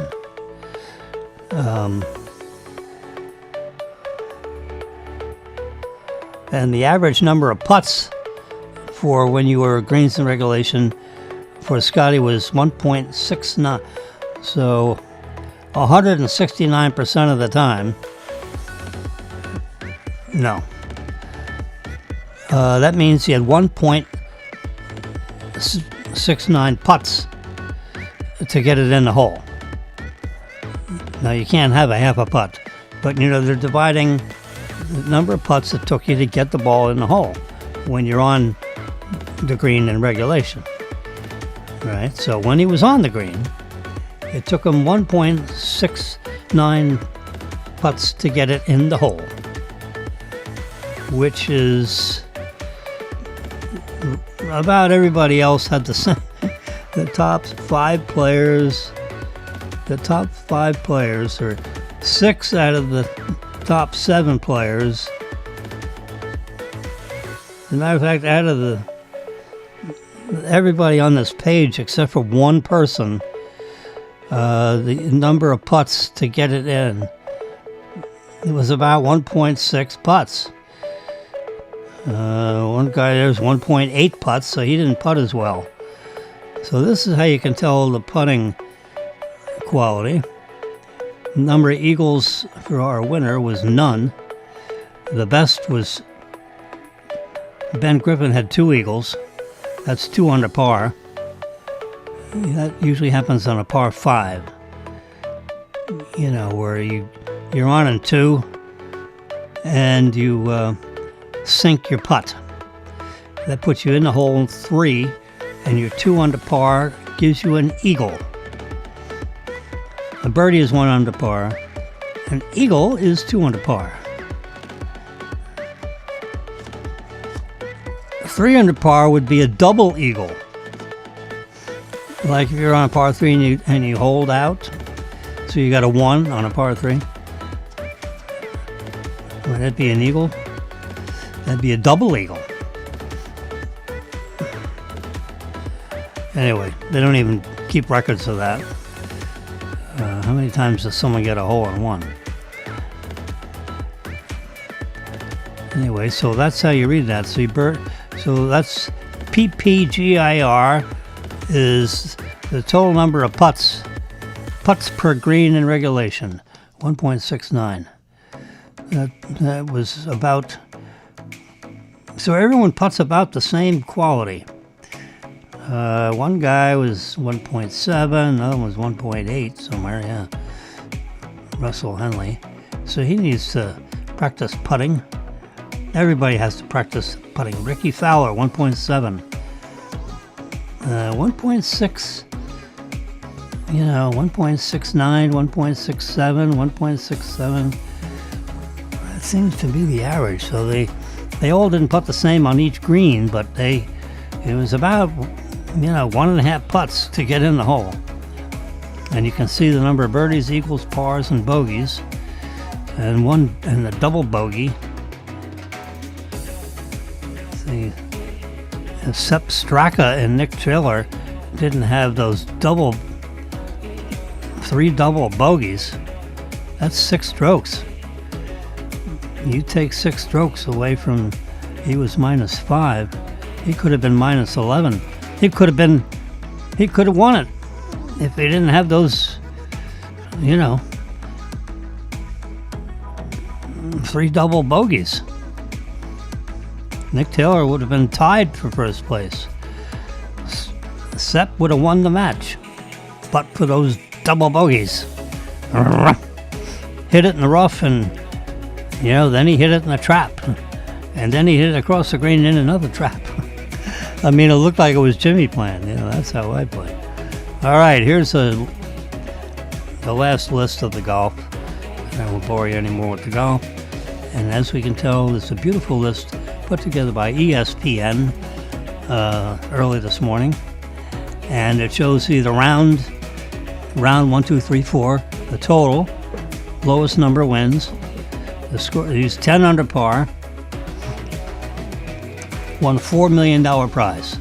Damn, they literally hand him a $4 million check yesterday, at the congratulatory dinner. Or what, they give out the checks right away. They put them in an envelope, you look at the check, it says $4 million on it. Yow! How about that for a week's work? Oh, God. 4 days of golf, that's $1 million a day. But they got to get there, they got to go home. They have to practice on Wednesday, they have something else on Tuesday. They have to get their, it's Tuesday through Sunday. That's their work week. They get off Monday. They travel on Tuesday. They have an event usually on Wednesday. It's par 3 golf, and they play with other celebrities or, something to do with whatever charity the event happens to sponsor. Usually these big golf events are big charity things for children's hospitals or whatever. Yeah, it's good, They raise $20 or $30 million, and they got to pay out $20 million for the golfers. And if they raise $30 million, then the $10 million goes to the charities of their choice. The Nicklases in this event decide which children's hospitals get how much of the difference between the total money raised and the purse they got to pay out for the golfers, which is, what draws the crowds, and the crowds buy tickets, and a part of that ticket price is to pay the golfers prizes and to pay the balance to the charities, and less the operating expense or two. That's kind of how that works. All right. So you can see on the money list, 4 million, 2 million, 2, $1 million, 4, $1 million. I like the way they did the purse. Jack Nicklaus has been earning prize monies his whole working life as a professional golfer. And you see how it's nice round numbers? Instead of the $603,297.89. Come on. Here, the prize monies are nice, even round numbers. 4 million, 2 million, 2 million, 4 million. Then it goes to 800,000. Then it drops to 600,000. And then it drops to 400,000 and 15. And so forth. 319. It isn't until you get to 20th place where you break into the, instead of it rounded to the nearest thousand, they just go right to the dollars, apparently. Well, you got 3 people dividing up the 20th place. So, you had 667 as the last 3 digits. That's because you had an odd number of players that tied in that number. It tied for 20th. And we had 2 tied for 23rd place and 24th place. And that's 208. So what they do is they take the 21st prize and the 22nd prize, add them together and divide by 2, and that's how they get the 208. If you're wondering how they get those numbers. So, look, tied for 12th place. You had 4 players. So, you take the 8th place, 9th place, 10th place, 11th place, 12th place, those 4 prize monies, put them in the same bucket and divide by 4, and you get 415,000. That's how they get that number. There was not. Yeah, see here you got. This is probably easier to look at this one. Tied for 5th and 6th place. See underneath tied for 7th. You had 2 people tied for 5th. The 1st, 2nd, 3rd, and 4th place prizes corresponding to the -10, -6, -5, -4, but you had 2 people at -2. So that's the 5th place prize and the 6th place prize added together, divided by 2, 800,000. Yeah.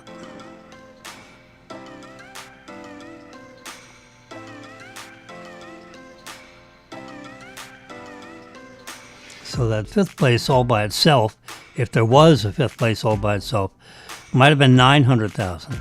So $1,000,004 million, I think it was 900, and then 600,000. Yeah, something like that. But fifth and sixth were added together, divided by 2. You end up with even 800,000 each, because they tied for -2. But there was only one at -4. There's only one at -5, one at -6, and one, the winner at -10 under par. And Scotty Scheffler got the $4 million prize. So I'm telling you, when you're in the top 5 or 6 positions, and you win or lose by a stroke, losing meaning you get second place, third place, fourth place. Each putt's $1 million putt.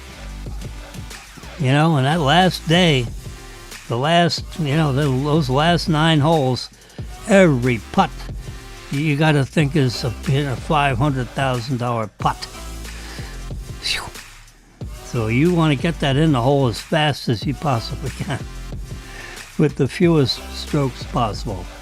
But as this last chart showed, the average putt on the green was 1.67.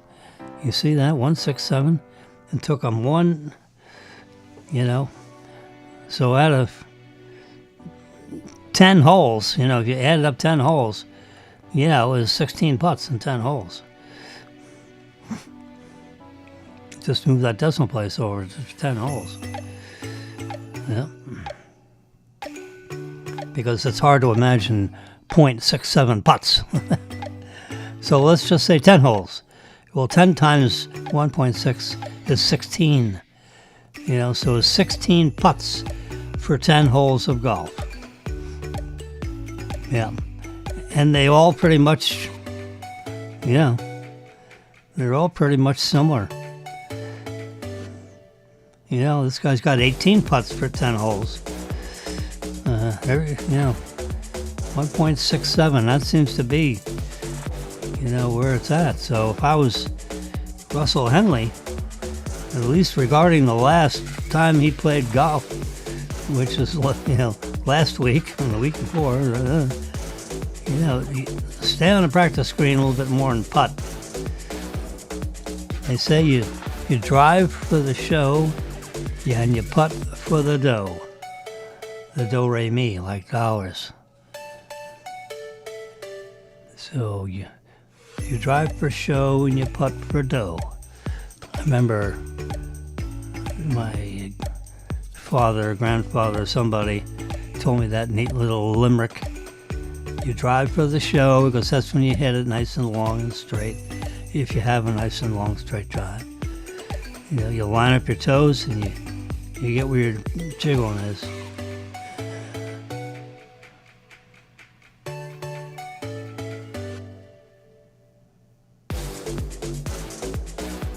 All right, so I think my friends are saying you've had enough. We've been having our coffee clutch here, as you can see, with the countdown timer, or the count up timer. This is the elapsed time timer. It's 1 hour, 59 minutes, and 22 seconds. 23, 24, 25 seconds.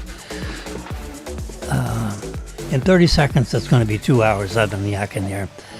I think that's enough for your basic Monday morning, all right? I got on at 9, and I'm getting off at 11. You see, it's 11:07. It took me a couple minutes to get on. And you know why? Because I was European as opposed to American. No, I was in the pissoir. I had to go to the bathroom. So it took, you got to go to the bathroom, and then you have to wash your hands off. And you have to dry your hands off. Then you got to get seated back in this little studio thing, put on the headphones, and then hit the start button. And then it logs into the internet. 3 social networks simultaneously. Can you imagine? Simulcast on 3 social networks. Facebook Live, Twitter Live, and YouTube Live. A very, they keep my broadcasts in really good high definition. Facebook is second place, and Twitter is, it's so far it's been reliable. I had to reformat my computers here last week because I was losing one or two of the social networks almost every time. So there's something loused up with my backup computer. So I put my main one. I have two, of course. I bend this back a little bit. This is MacBook Pro right here, the Air edition. Air, because it's thin and no external fans, internal fans rather. So you don't have any. You have some ventilation ports, but there's no fans inside. It's strictly the cooling of the processor is all done internally. You know, having to do with this aluminum shell and using silicone cements to attach the processor, proper cooling, physical connectivity with the surface of the chip to keep it cool. And the top edge of this, I happen to have a little trusty thermometer here. I'm going to do a little test on this. This is averaging, it says 103 degrees. Right, you can see that right there, 103.3 degrees. Now down here where the chips are up here on the top edge. Down here where there's just, the ambient air interface with the rest of the aluminum cabinet, that's 94. So it's about 10 degrees. It's about 10 degrees warmer up here than it is down here. And that's because the chip's energy is being dissipated along the whole shell of this aluminum etched solid aluminum structure that's carved out to accommodate the keyboard and the trackpad and so forth. Anyway, so the cooling system, there is a certain degree of engineering that goes into, how you apply. Remember, they're making millions of these things, right? 4 or 5 million a year, I think. Yeah. So when you're making millions of something, you have to design the heat dissipation of the chip in such a way that it is not too complicated to assemble when they're building these things, because you have the parts supply, the supply chain is all coming together. You get all these, look, you got all these little 1 buttons, 1, 2, 3, 4 with little, I mean, that's a lot of buttons, and they all get assembled and put onto it, and they manufacture this keyboard, and then that gets, brought in from underneath into the computer, so there's, and then you have lighting underneath there. This is for the brightness on the screen, and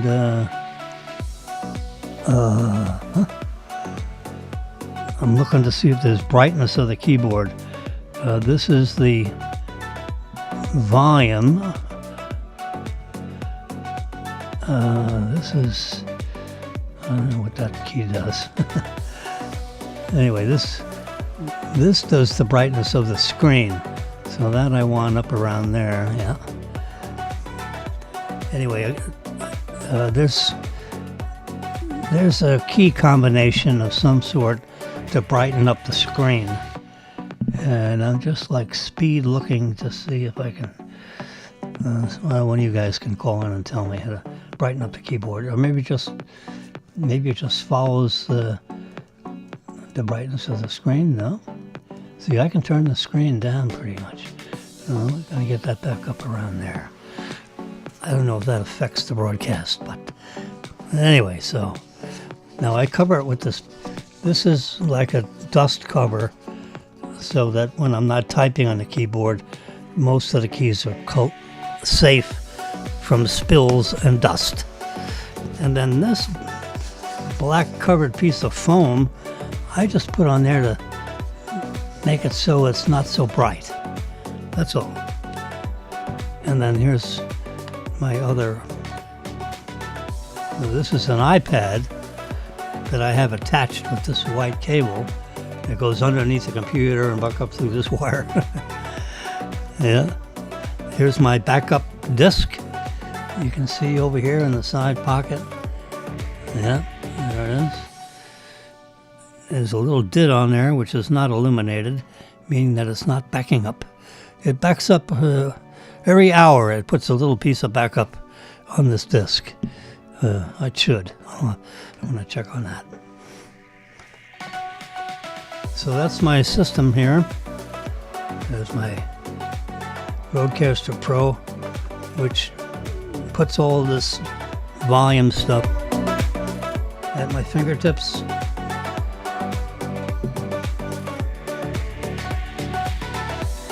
This microphone is not on. It is now. I can talk with that microphone, and of course then you hear a lot of, you kind of like hear echo in the room because the microphone is a bit away from me, or I can turn up this microphone and turn on, and then everything is coming through this little guy. Yep. We can go full screen on that. Yeah, see this one right here. This is one of my favorite. It's the microphone that Will Kane uses. This one. If you tune in the Will Kane show on Fox, your Fox channels across the universe, he has this kind of a microphone without the red doodad on here. I just have that red dude on there so we can locate the microphone in the video. And this is a classic microphone that I don't have on automotive. So if I was going to be interviewing someone else in this little studio, I would turn this microphone around. It's on a microphone stand, and there's a coil of wire right here. I would just put that right in front of them, and they would use this microphone, and I would use this microphone. Since I don't have two people in here talking at once, I have that microphone off, so you can't hear any of that. Now you can. No, you don't. Yeah, since I don't have someone that I'm interviewing that would be sitting over in that seat behind this clock that says 11. It's 11:16 a.m. Yeah. All right, so we learned a little about what happened with the golf yesterday, and you got some nice pictures of Scotty. I wanted to see this right here because we've never met Scotty Scheffler, but I have with Jack Nicklaus. He's 85 and I'm 80, so we're two old farts. Yeah, and I just wanted to see that where they shook hands with the winner. Yep. We never got into the news events of the day. Here this lady is saying, I got AI and I fired my fitness instructor and I replaced him or her with AI. And now I'm stronger, more motivated, and saving hundreds of dollars because I don't need that annoying fitness instructor. I can do it myself with AI and my iPad. That's what's going on with that headline. And your car loan just got cheaper because the new tax bill is allowing you to deduct interest on your car, assuming your car was manufactured in the United States. A certain percentage of the car had to be manufactured in the United States. It's not 100% because there's some parts. Cars are made with parts. Thousands of parts. The fewer number of the parts, the better, but nevertheless, parts. Like wheels, wheel hubs, switches, you add up light bulbs. You don't necessarily manufacture your own light bulbs. You might buy them. So they'll say, the car has to be 75% American parts and everything. You're allowed to have 24.5% of parts made outside of the United States. So it's not necessarily 100%. It isn't 100%. It's some lower percent, like 75% everything USA made, and then 25% could be made elsewhere in one or more other countries. That's what's meant by that. Well, anyway, so a new bill is going through the House of Representatives right now, allowing you to deduct interest on your car loans, assuming you have a car loan. So that's a tax, that's a tax benefit. There you go. It's getting added back in. They took it away. They had it on there for decades, and then they took it away, which is a way in which there's a tax increase. If you're no longer capable of,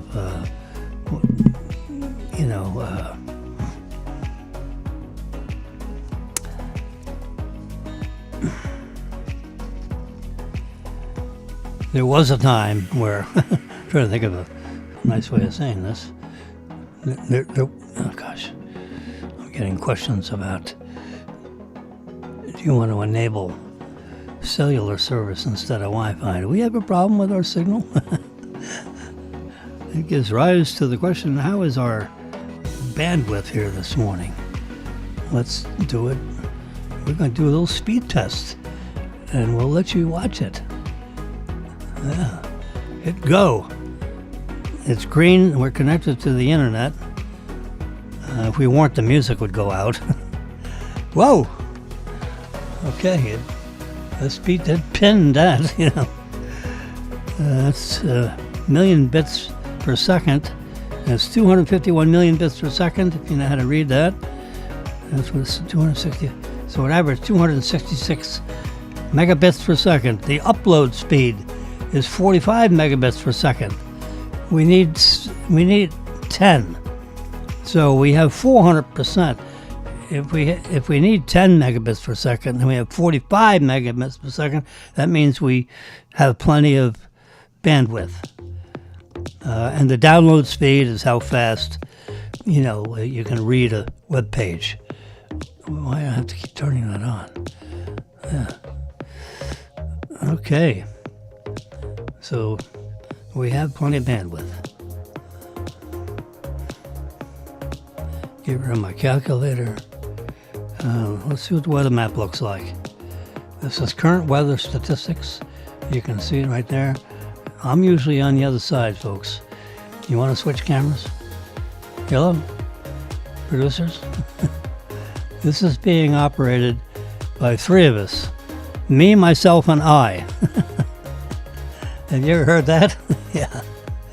Anyway, so now you can see the weather. Ooh. We got bad weather coming through Sarasota Port, Charlotte, Fort Myers, and that is drifting west to east, and it's slipping down. It was up in Orlando earlier this morning, and now it's centered over Tampa, Sarasota. So by the afternoon, this will all dissipate, or we're going to have that serious weather is going to be over this part of the state. That's a conjecture. My guess is there's a good chance we're going to have some thunderstorms later in the afternoon. It doesn't look particularly dark outside right now, so but it was definitely getting hazy and lazy looking at 9 o'clock when I came back in my little booth here. All right, I made some spaghetti sauce yesterday, tomato sauce, which is really good.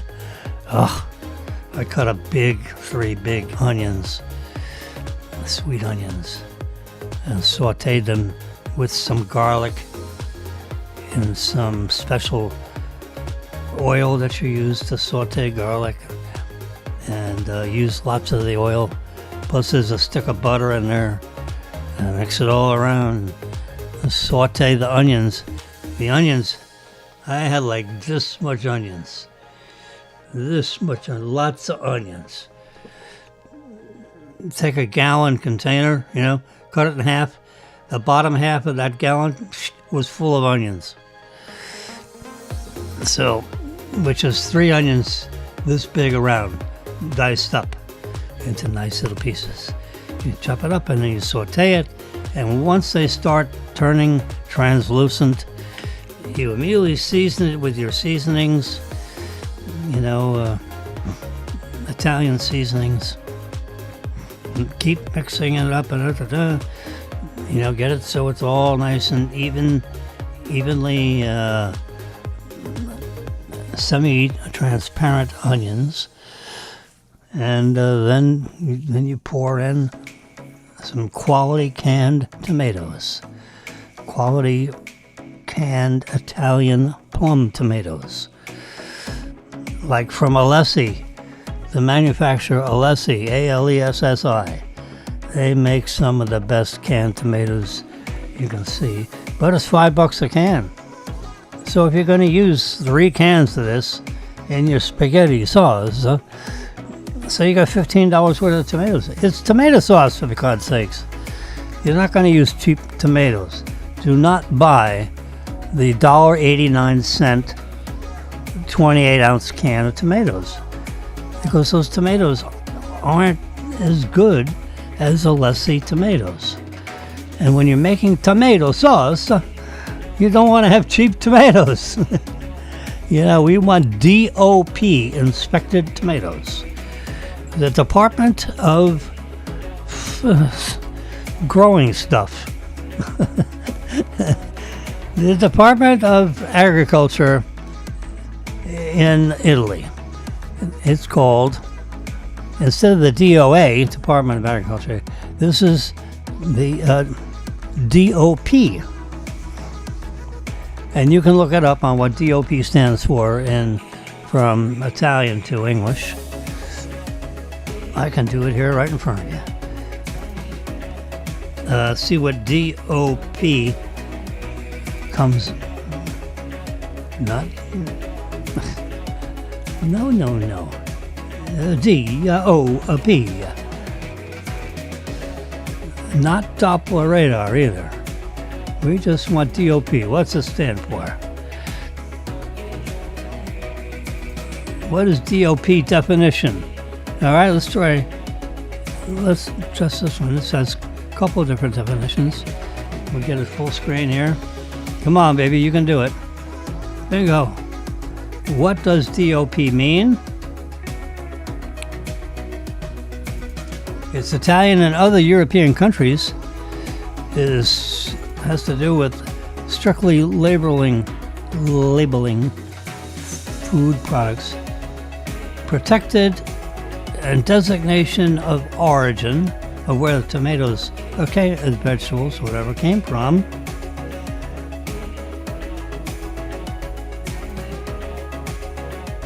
So here's what it actually stands for. The denominazione di origine protetta. In other words, it protects you to know the designation and the origin of the tomatoes. And they've gone farther than that, because all bureaucracies grow. And they grow to include the highest standards for quality. They're produced within certain regions of Italy, for example, for Italian plum tomatoes, which is what these cans are. The ingredients and the products come from a specific location and family that has been approved and designated by the government to produce fine goods. Every element of the product quality is tested and tracked with serial numbers. There are serial numbers on the cans of tomatoes that we receive. Yep. Ordered last night, and the order came through this morning. And for the tomatoes. So the Italian government decided to use the DOP designation because of the popularity of Italian foods around the world. So we want to have some uniform way of telling everybody that this stuff is DOP Parmigiano.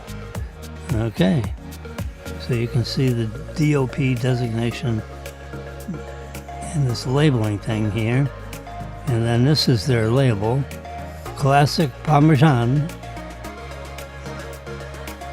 We are quietly and peacefully for the streets and mellow, nutty flavors of this delightful Sartori favorite.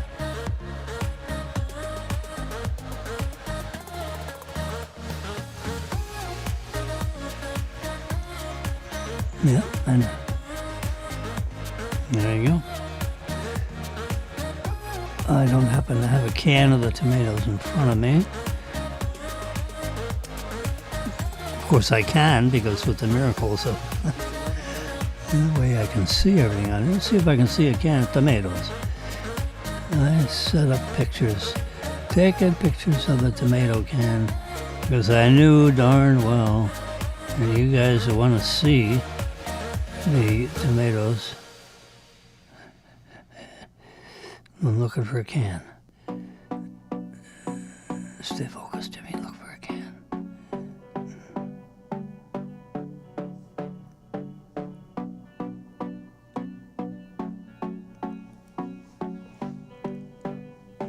I'm looking.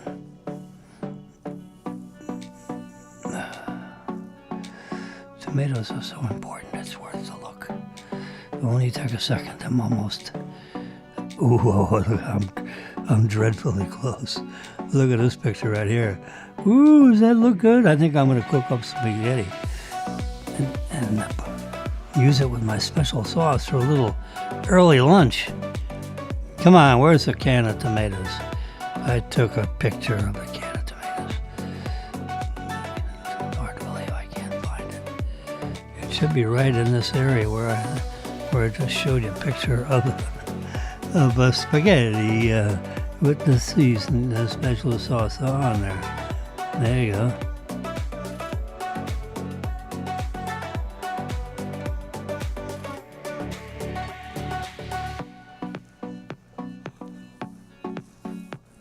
I'm looking for a can of tomatoes. Oh boy.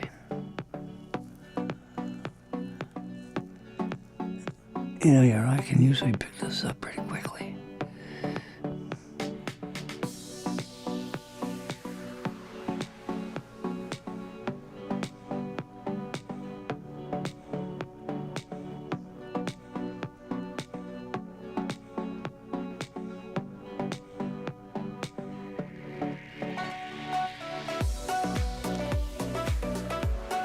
Alright, I give up.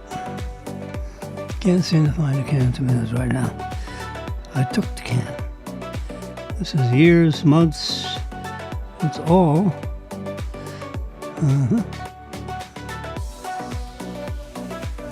Those. I took a picture of them. Sometimes when you resort these, whoops, sorry, they pop up back in the can. There's strawberries. Come on, though. We want the can of tomatoes. So DOP, Alessi tomatoes, distinctive can. It's hard to, I should be able to pick it out of a crowd, which is what we got. Here's a bunch of pictures that, so when you have this 3-hour photographic touring of everything that's going on, you take pictures of everything.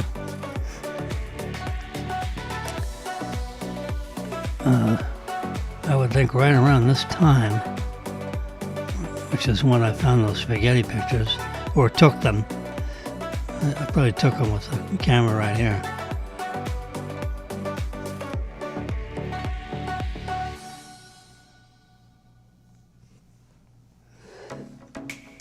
Okay. Say goodnight, Marilyn. We're done. We'll talk at you tomorrow. The effort is to be on at 9 a.m. every day.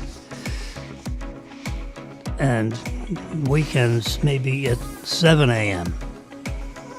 Yeah. Unless I'm in ambulatory, sick, or, or otherwise, I had a little neck surgery where they had to take out some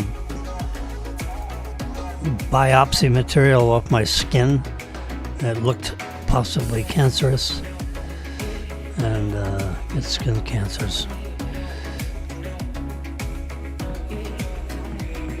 So we take that off and see what happens. It was really annoying me. Dr. Strasser did a marvelous job. It's all like stitched underneath, so you don't even see the stitch work. He took out a piece of meat about this big. That's a pretty big piece of meat. Not enough for lunch, but you sew it up. You have like this lidocaine is what they use.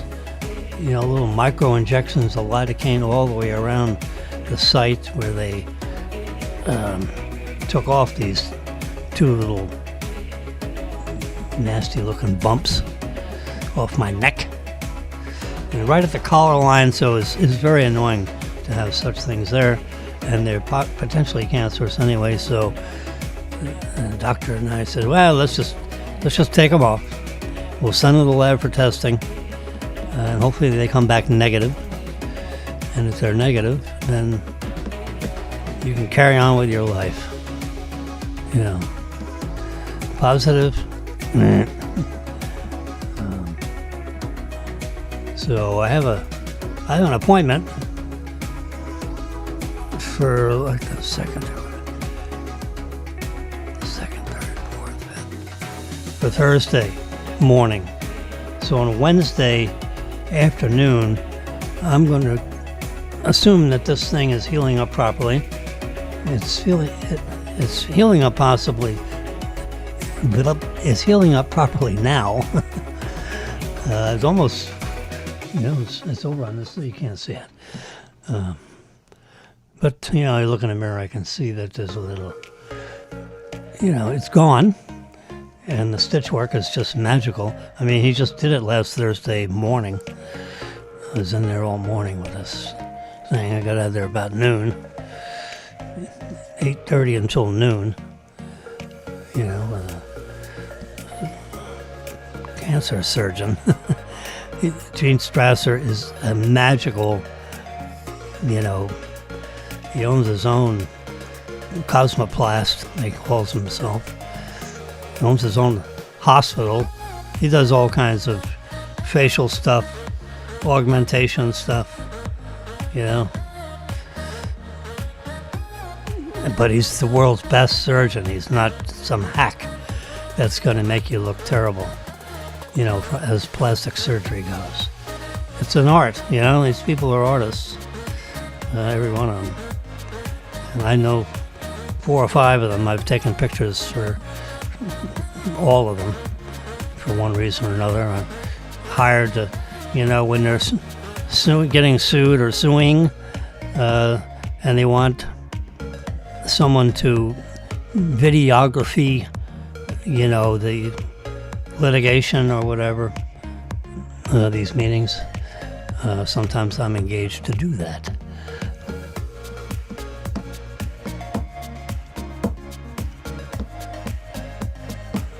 Well, there's a news conference on right now in Boston. ICE speaks out on largest ever arrest operation. Oh, they just cuffed a bunch. All right, say goodnight. I'm going to say goodnight. You say goodnight. I'll see you tomorrow at 9 o'clock, all right?